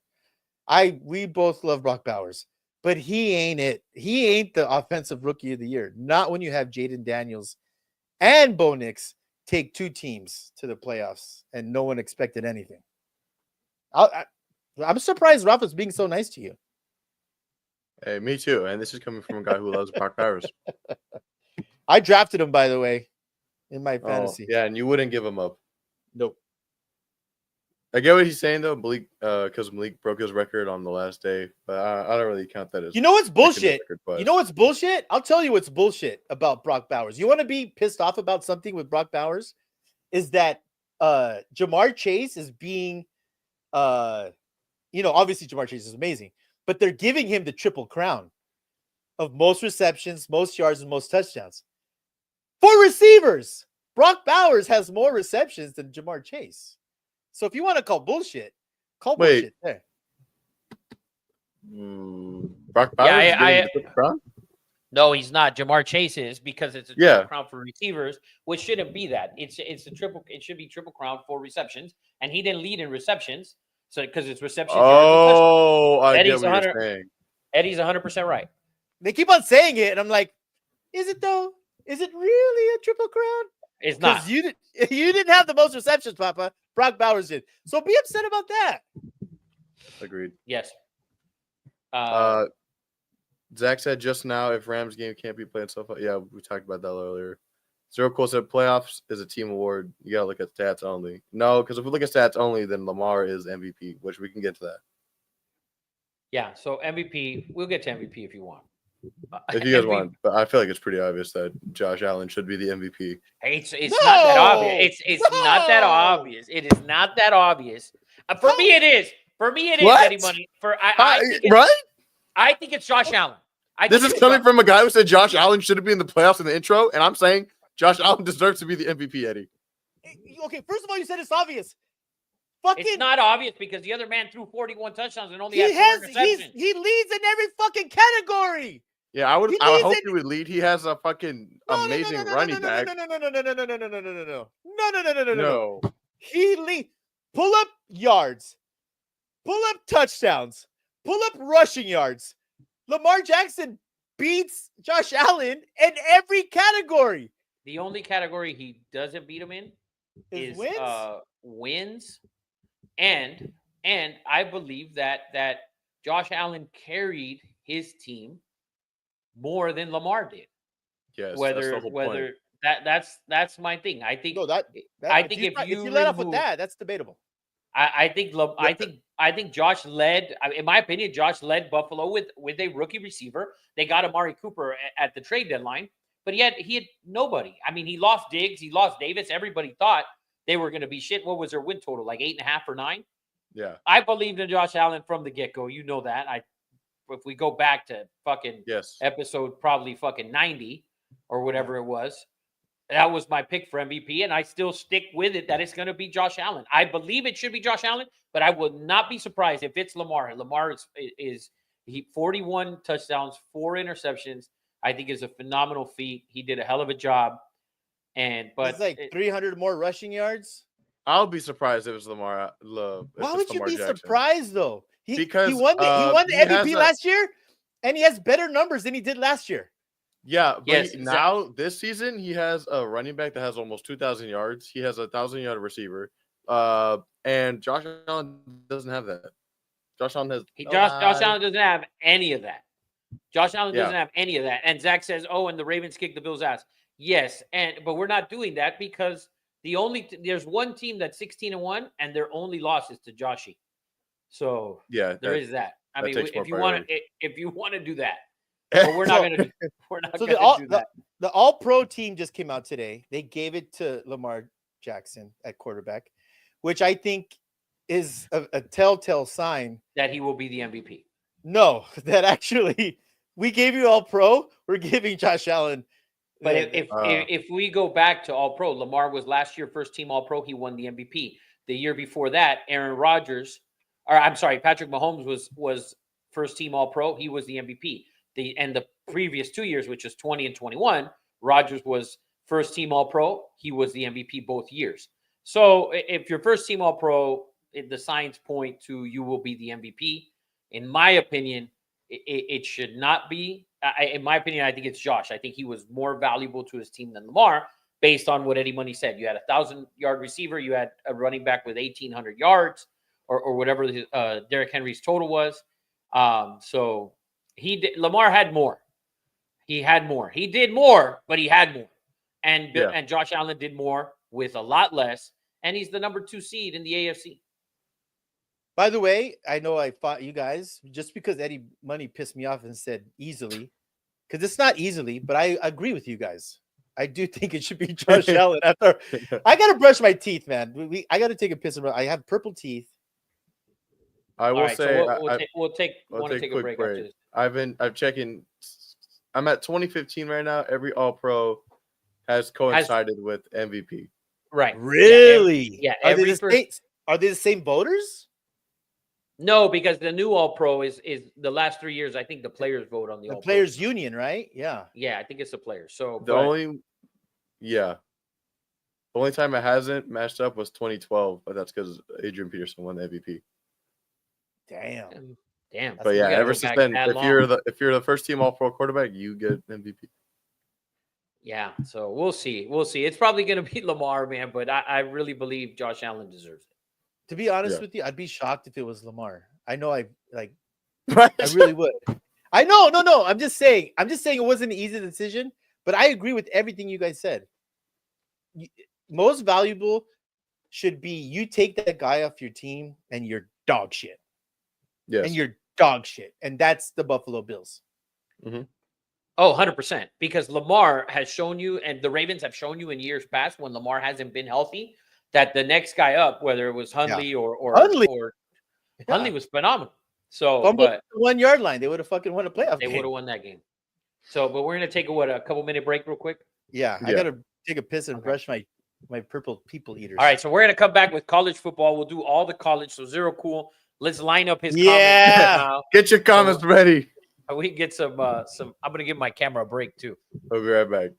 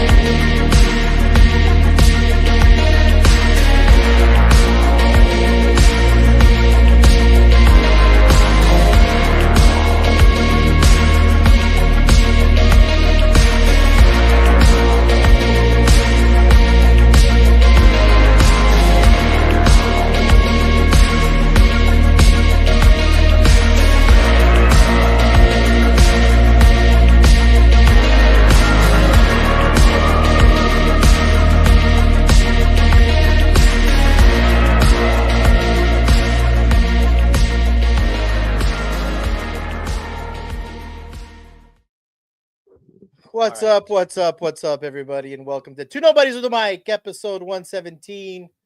Thank you for hanging in there. I don't know how you guys do the hat backwards. I got a effing headache with that shit, You got to get a bigger hat, Ed. I guess. Anyways, guys, we just finished up with our NFL content. Good stuff. Really good content. Rafa has some really good picks. Don't listen to a word I said. You will for sure lose money. But anyways, football, college football. We believe college football is the better product, as Zach. This year? Last year. Yeah. Yeah. We just love it. And Eddie Money, you just came from the Rose Bowl. How Yeah. just dramatic and the pageantry. You've been to NFL games, or have you been to NFL games? Yeah. I mean, did the Rose Do Bowl? the Raiders count as NFL or no? Oh, you. Hey. Keep Bang. That them was up. too- Keep them that up. That was too easy. That was my fault. That was too easy. That was too easy. Low hanging fruit. too easy. No, but we love college football. We love people that love college football. Zero Cool, freaking Zach. what's our Matthew other cool, Rocha. or what's Uncle Zero, Matt Rocha. We just love college football. It's right now, it's the most intriguing. We have 4 blue bloods. We have 4 gigantic fan bases, all proving that they are better, smarter, bigger, you name it. And that's what's so awesome, is because, you know, if you look at the lineage of the Raiders or Kansas City Chiefs, they probably only had 5,000 players ever to actually be that.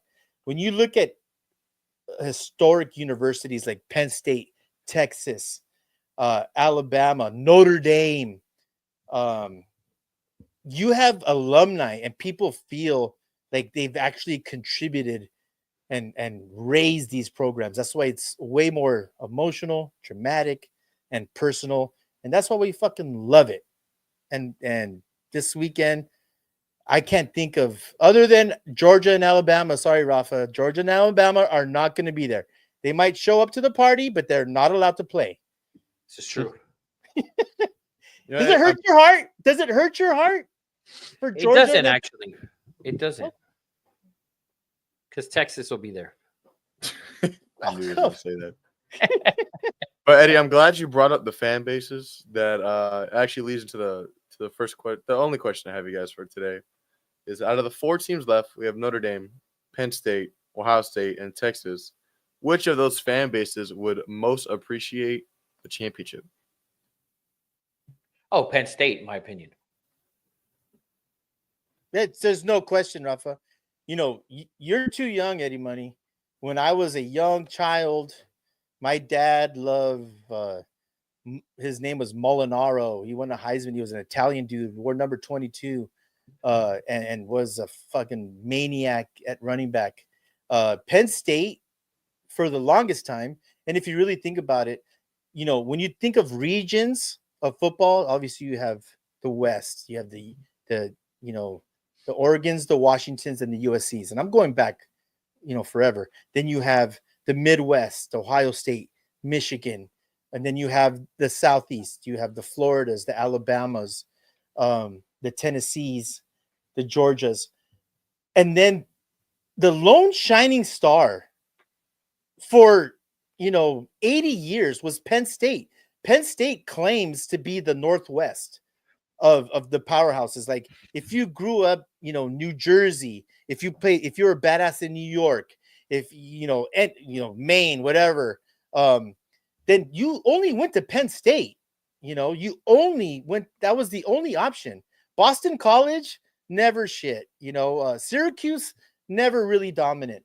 When you think of Northeast, although I don't know if Pennsylvania would claim to be Northeast, Penn State was dominant for years. They were Joe Paterno, national championships, and they haven't been that for a long time. There was a stretch run where you had, Kajana Carter and what Good was pool. Yeah, Kajana Carter. I forget the quarterback's name. Kerry Collins, number 5. They had a little small, 4 or 5 year run where Penn State looked like Penn State again. But since then, they've been the little brother. The alumni doesn't feel that way. They've always felt like we are the Blue Bloods, and that's why Rafa's 1,000% right. It's fucking Penn State, and they need this. And I wouldn't be mad at it. I wouldn't be mad at it if they somehow could pull it off. But we'll get into that, and if that's even fucking possible. We are Penn State, baby. But Let's do it. We roll are. into the first game. We got number 7 Notre Dame against number 6 Penn State. Notre Dame favored by 1 with a total of 45. Dude, I like the under in this game, and I was leaning more towards Notre Dame early in the week, and now I've changed to Penn State. And but Notre Dame's fans are almost as annoying as USC fans. Oh, that's fucking facts. 100%. 100%. Oh my god. Talked about it the other day. I told fucking CJ, I'm like, bro, listen, Notre Dame is like a borderline USC, like the people that Dallas Cowboys, 100%. Like New York Knicks. yeah, kind of like the Knicks, but more of the SC type. Like the Notre Dame's gonna have fans that don't even know where the fuck the school is too. Oh, And that's I kind of 100% agree with that, and that's literally my manager. there you go. Doesn't even know Oh. they're in Indiana. She's like Sure. addicted to Notre Dame. I was like, did you or any of your family go? She's like, nope. I Nope. was like, Don't even know where it's at. Don't even know where it's at. But dude, if Carter plays, I like Penn State, but I like the under. That's what I really like in the game. I think neither team will be able to score many points. I see a game, somewhere in the 20 to 17 range, somewhere in there, 21, whatever, 21-14, 21-17, somewhere in that range. I like the under in the game, and I'm hoping Penn State can win. My heart says Penn State. I mean, my heart initially said Notre Dame for the simple fact that I don't want to see an all Big Ten title game because CJ's going to be annoying as fuck. oh yeah. So He's am I, going to be Rafa. so am I. annoying. And Zach. And Zach, but Zach's more of a Pac-12 homer and wants to now be a Pac-10 homer, a Big Ten homer. So I don't consider Zach's. CJ will be more fucking annoying for sure, 1,000% than Zach will. So It's but, funny. I'm a huge Pac-12 guy. I don't have allegiance to the Big Ten. Like I don't feel like, oh, now I'm a Big Ten guy because you're a real Pac-12 guy. You are a Pac-8 guy, probably. Dude, I still think it's coming back. Like I'm like, this isn't real. No, like it is I wake coming up. back, but it's with San Diego State. Damn, boo, you're right. This game, these teams are so similar, in my opinion, right? I think they really mirror each other. Abdul Carter is playing. Ooh, yeah.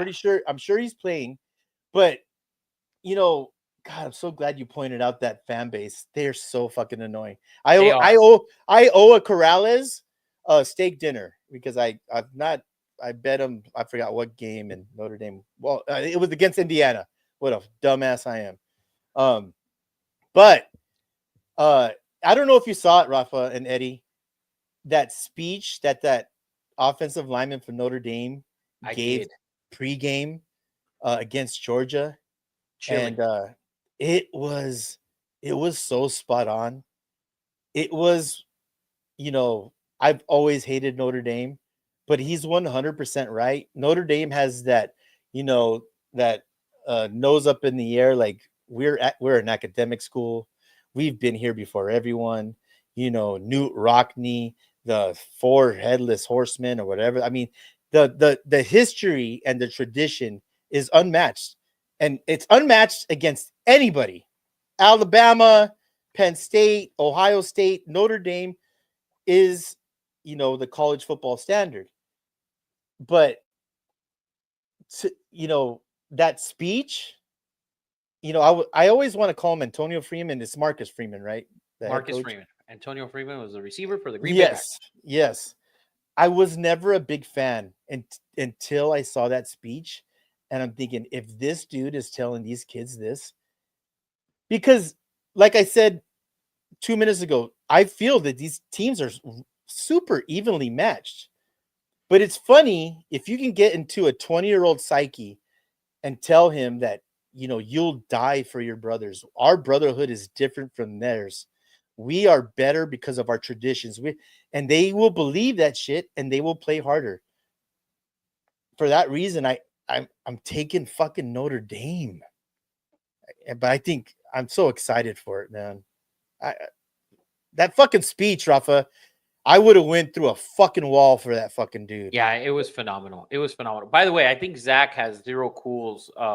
Zach and Zero Cool are in the same room watching women's basketball. Oh, Wow, Zero your Cool allegiance said, for this just Ano- in, number 4, Lady Trojans beat Listen. undefeated number 8 Maryland. And we only cover women's basketball on here when it's the white girl. Caitlin Yes. Clark. then That's Zach immediately within like 10 seconds said, Yep, "Yep, I watched it. it." My God, Jesus Christ. Zero Cool. You've lost 2 stripes today. You've lost 2 stripes today. No, All I like Penn State, but I like the under more than I like either team. That's fair. That's So- fair. But I'm going Penn State. What I about you, wouldn't Eddie? be man? mad if Notre Dame won. Penn State. I told CJ this when we went to the Rose Bowl, and he said I have to claim it on the next episode that I am a Big Ten homer. Number 1 by the beanie, and also by the fact that I was never really a Pac-12 homer, but I always loved Ohio State. I think just because of financials, business decisions. Oh, okay. Dude, you guys Ralphie has grown an Ohio State fucking fan. Oh yeah, I he know. had an Ohio State polo on and an Ohio State. Oh yeah, fan. no, he's got a was polo, like, he's "Hey, got a where did you long get sleeve, that?" He he's was got like- a t-shirt. Can I just say this about you guys, you and Rafa? You guys act like Penn State was this fucking huge fucking underdog this year. They were No, we don't. I don't. That's- They were phenomenal. They covered most of the year. That's why I No, love but it. they were You know how to preseason cut number 1 as well. Not number 1. They weren't preseason number 1. Was Georgia? Preseason number 1, I swore was Texas. Texas was Yes. preseason number 1. It was Texas, Okay. Ohio State, Georgia. Penn State might have been 5 or 6. No, Penn State's been there all year long. There's no doubt about it. They've been there all year long. Just the fact that for the last handful of years, or for the last fucking good while, that they have been able to beat Ohio State and Michigan. So, and now they have 2 wins against, they beat, who was it, SMU, and then they beat Georgia. And so, they've done well. I wouldn't mind Penn State winning, but I'd rather not see any Big Ten team in the championship No. game. I'm talking about Ohio State. I'm telling you guys. Oh, you said Penn State. Oh, Yeah, I'm you said sorry. Penn State. No, we don't think they're underdogs or anything. We just No, not at all. they've contributed a lot, and It's I like love Dodger them. fans coming out like, we did it. Fucking Dodgers, like us against the world. Like, bro, are you fucking kidding me? Like, Yeah, if you definitely don't wasn't win, you against the world. I will say Yeah. though, Penn State's my number 2 purely because of the chant and the all white uniforms are just so clean. So badass. By the way, Georgia was number 1 in preseason. Ohio State was 2, Texas 3, Oregon That's- 4, Notre Dame was 5, and Penn State was actually all the way at 12. Oh wow, look at that. Go Nittany We are Lions. Penn State, baby. We are. Let's get to the good game. Let's get Going to into good the stuff. big boy game. Number 8, Ohio State playing number 5, Texas. Ohio State's favored That by. sounds stupid. That sounds stupid. Number 8, Ohio State. I'm Don't just so saying, man. Don't say that. It sounds Dude. stupid. It's so All dumb. right.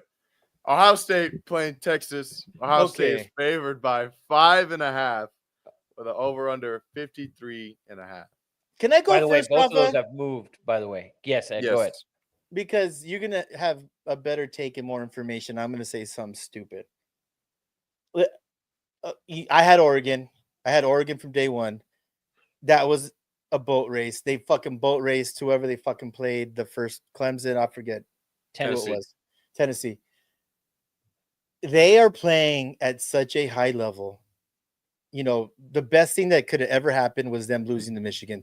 They should send Michigan love letters because Michigan, I don't care what you say, Michigan fans. Oh, we beat you. Oh, we beat you. I don't give a fuck. If they win a national championship, no one's ever going to fucking give you credit for beating them. They had a bad fucking day.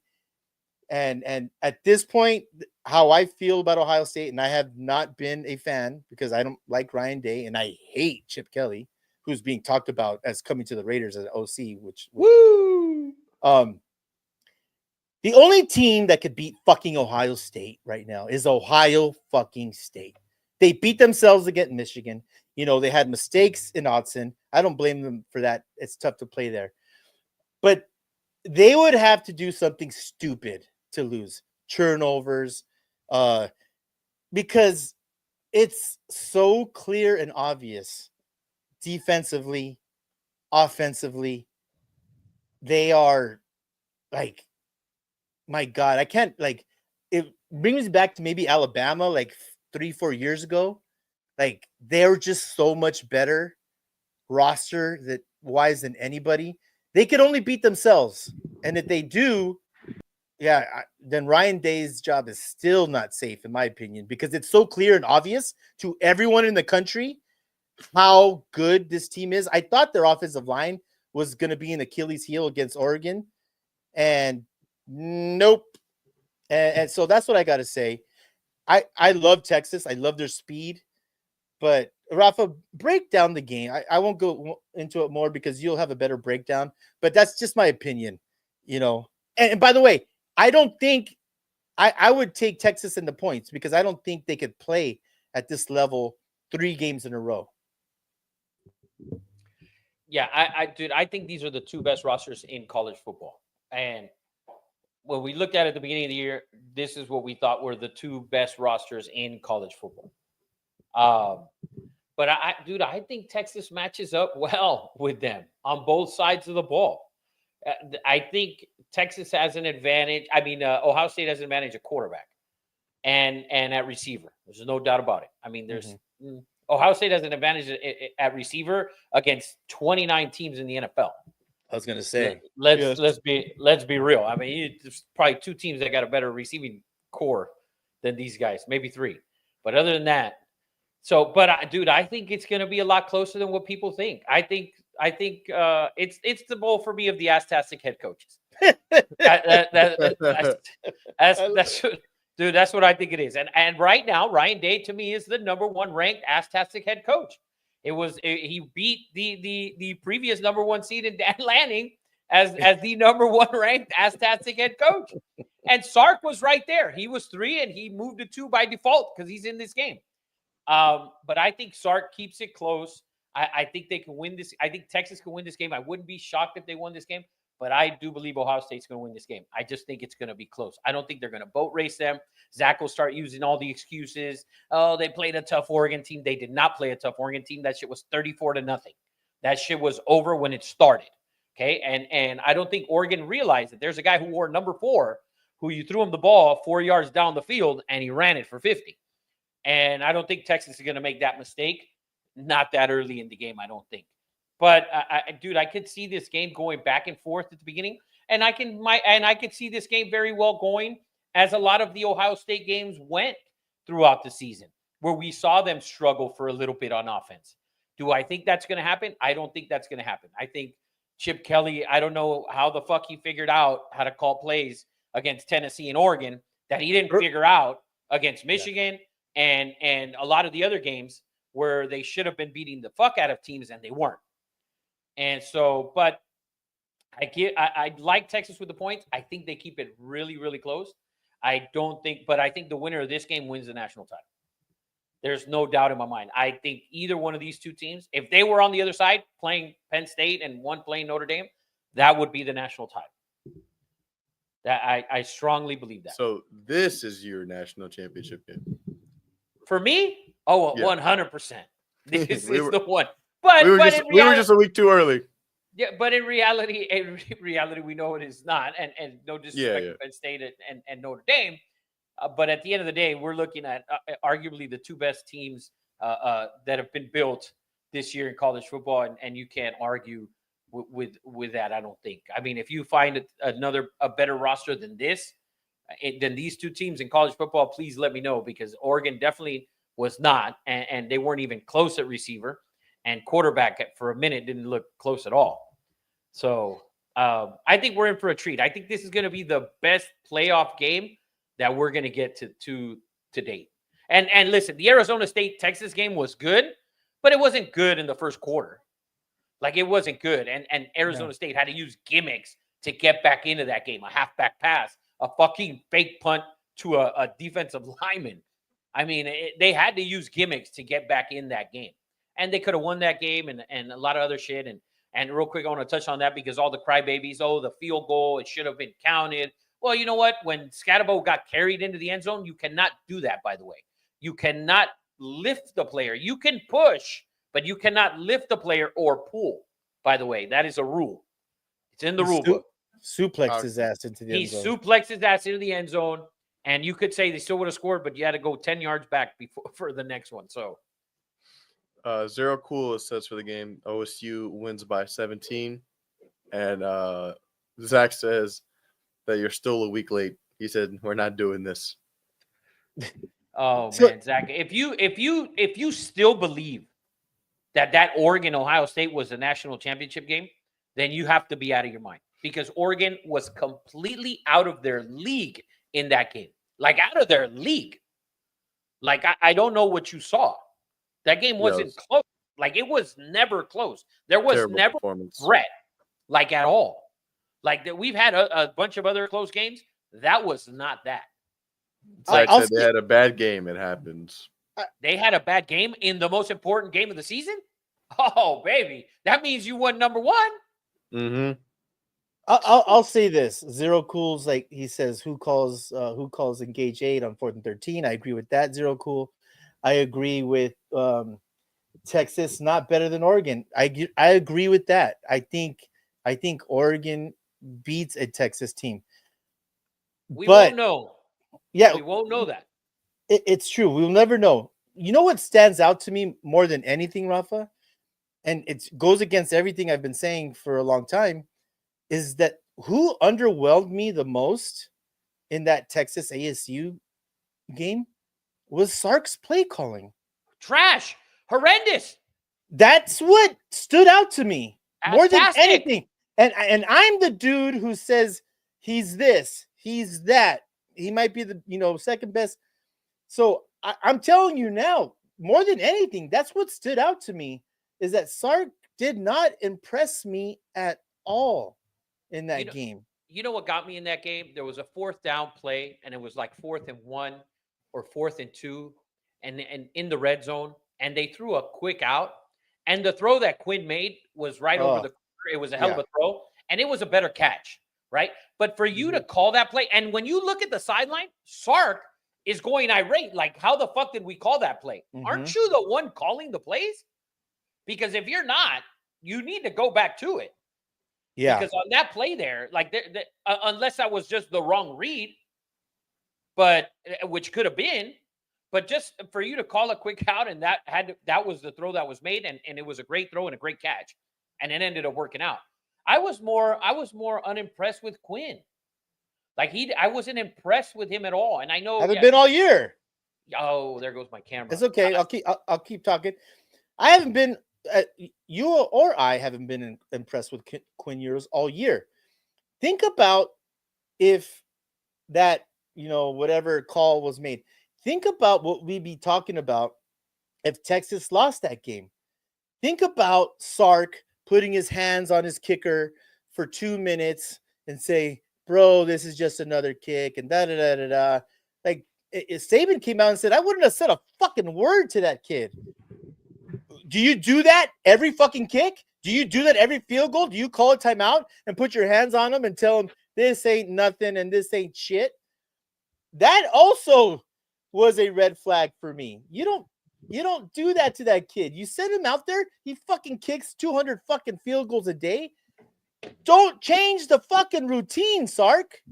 Don't change the routine. Let him go out there and fucking kick it with his fucking orphan Annie ass hair. I agree with you. College football gods tired of Rafa's takes 100%. But listen, you guys were real quick, and Portnoy and all you fucking Big Ten homers, that the SEC's dead, and then Zachariah Branch goes to Georgia, and Zach has the fucking shit fit. How could he go there? There's no quarterback. They will have a quarterback, Zach. They will have a quarterback, and it's still Georgia at the end of the day. But, dude, don't be – if Texas wins this game, what excuse am I getting, Zach? Let me know the excuse now. Is it because it's in Dallas, 3 hours north of Boston? Is it because they played Oregon last week? Oregon didn't show up. Oregon State looked like showed up, by the way. That's who showed up. Oregon didn't show up to play the game. Like, I don't think they understood that the game started at 2 p.m. or 2:05. I think they thought the game started like at 3:40. I think is when they scored their first touchdown. Like, that's when I think they understood that the game had started. They were completely outmatched. So if Texas goes in there and beats Ohio State, I don't want to hear a peep oh, they did this, that. No. That's just not what happened. And whatever you want to say, at the end of the day, we're never going to see Texas against Oregon. But if you look at roster for player, position for position, there is no doubt that Texas has more talent than the Oregon Ducks. I'm sorry. They just do. They might have a better ass-tastic coach than maybe, because he was ranked number 1 in my ass-tastic rankings before last week. But other than that, I don't think they have a better roster than Texas. We got to make that. We got to make that a thing on Two Nobody's social media. Ass-tastic play of the day. Ass-tastic, picture performance. I'll tell you what. If Sam Darnold wins on Monday, he will be the ass-tastic player of the weekend because he's an ass player in my mind. He's an ass player. We got to do it. We got to do it 100%. Get your lawyer. You better trademark that shit now. Ass-tastic, baby. Yeah, sort of like you got mossed. Yeah. You just got ass-tastic of the week. Yeah, there you go. And we might give an award. A little fucking butt cheeks. Might make something. Send it out. Fucking Antonio Brown does it. Why can't I do it? Fuck it. Facts. All right. Yes, Zach, Texas does have a better roster than Georgia. They do. They're more complete at wide receiver. They have better running backs. There's no doubt about it. They were better at quarterback all year long. Like Carson Beck wasn't any good. He was good for one half against Alabama. Yeah. And he was good for one half in the first week of the season against Clemson. Other than that, he was fucking ass-tastic. Real quick before we start getting into other college football conversations, we can each give our playbook for these college football playoff games. Everybody says either the spread, total, whatever you want for these two games. I like Notre Dame. Find me on Cut. This is sacrilege for my family. If my dad sees this, he's going to be really upset. Give me the Golden Domers. Are they -1 or +1? -1. Yeah, give me the Golden Domers. I think their belief and their culture right now is the best in the country. I think Marcus Freeman, who I gave no credit to, has these guys just playing with their hair on fire. And so if we are Penn State, go ahead, find me at Bosco Ed on Cut. I'm taking the Domers, and I think they're going to make it to the national championship and not get boat raced by Alabama, because Alabama will be there.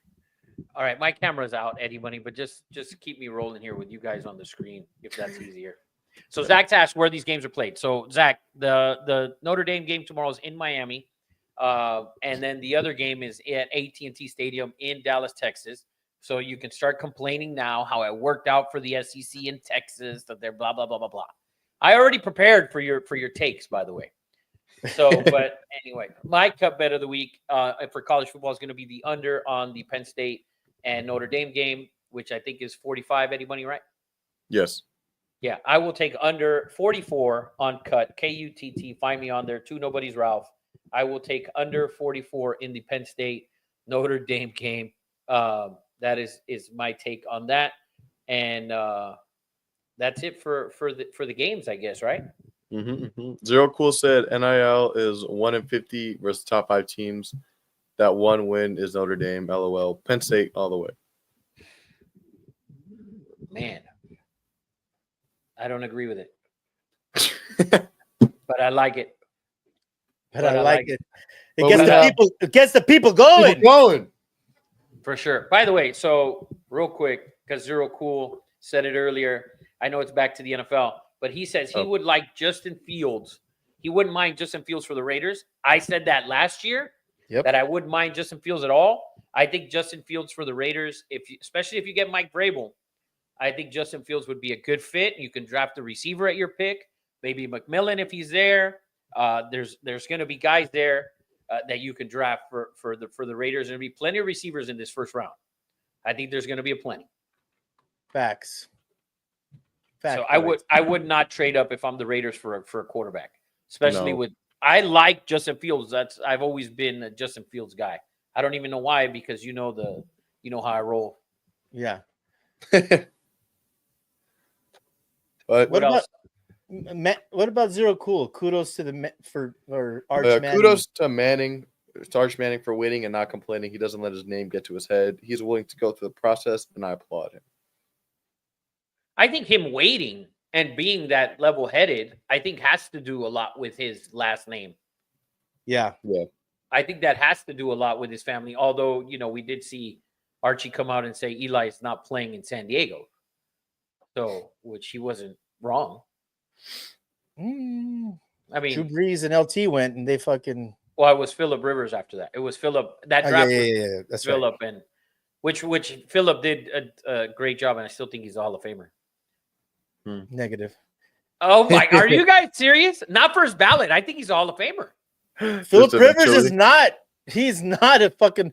Philip Rivers is not a Hall. He's a Hall He's of top Famer. 10. He's top 10 in everything. Okay. So is he's an accumulator. He's an Dude, Eddie, like he was- accumulates kids. He In was his in home. an AFC championship game with a torn ACL that he tore the week before, beating Peyton Manning. And with zero fucking help from LaDainian Tomlinson, who sat on that fucking sideline with his helmet on and a jacket like a big puss. Big No, poo. that was bad. That was a Jericho really says, bad but look. 0 Super Bowls. Goose egg. Yeah, he's got none. And Phillip then he Rivers, I promise put a you, turd Phillip Rivers will be in the Hall of Fame within his first 4 years of being eligible. He's not fucking eligible now. Are you kidding me? No, he just played He fucking. barely 2 years. retired. He barely retired, dude. And he's got to feed like 45 fucking mouths. Yeah, no, he won't make it because Oh man, if fucking his fat ass fucking tight end hasn't made it, he has better numbers than Philip Rivers. is this not Gates' first year? No, there's no way. I don't think Gates- so. No. Are you sure? And Antonio Gates should make it because he's number one in overall touchdowns for tight ends all time. Dude, people don't like Philip Rivers. The I know they don't media- like him. That's a big part of it. He was a That's finalist. No, this was his first year. He was a finalist in the first year of eligibility, but did not make the cut. Antonio Gates? Yeah, in 2024. If Oh, Philip 2020. Rivers, if Philip Rivers makes it before Jim Plunkett, Raider fans and all Latinos across the United States should storm Canton, Ohio. Storm it. Zero closer, they should make a Hall of Fame of very good players, like Rivers. Well, Dion has said it. There should be an top floor. Yeah. An upper room. Yep. Yeah. Zero cool to end it off on this. He said people are saying Brian Flores for the Raiders head coach. These are the current interview candidates for the Raiders. It's Ben Johnson, Liam Cohen, Brian Flores, Mike Vrabel, Steve Spagnuolo, and Aaron Glenn. Ooh, I don't Steve mind- Spagnuolo. I don't mind Aaron Glenn. I mind Spags because I don't think he can head coach. And I've seen it before. And I that's one of those moments where I can't unsee what he did. So I don't think Spags. I think Spags is one of those guys that's just a career defensive coordinator. That's my opinion. That's just what I believe. How does Aaron Glenn even get on that list? That defense in Detroit has never been good. Just because he coaches with a good organization, Detroit's defense has never been elite. You know, how does Aaron Glenn even fucking get on that fucking list? 'Cause Liam he's Cronin. black. Good point. That's It's true, but it's no, not that. no, it is, It's 100% true because they have to interview a minority candidate. two of them. So two. So imagine Ron It's Rivera and two. I thought it Ron, was just one. No. You got to interview two. So imagine. So now Brian Flores, Aaron Glenn, Ron Rivera, you got to interview them all. I'll take Brian Flores. I'll take him. I'll take But them in a heartbeat as well. But But that just about wraps up 117. 117 in the books. I want to say thank you to all the people that participated. Zach, Zero Cool, Matt, anyone who supports our show. Also want to say, stay safe out there. Los Angeles, it's been a rough couple days. I don't know how we're gonna get out of this fucking hole that we've dug.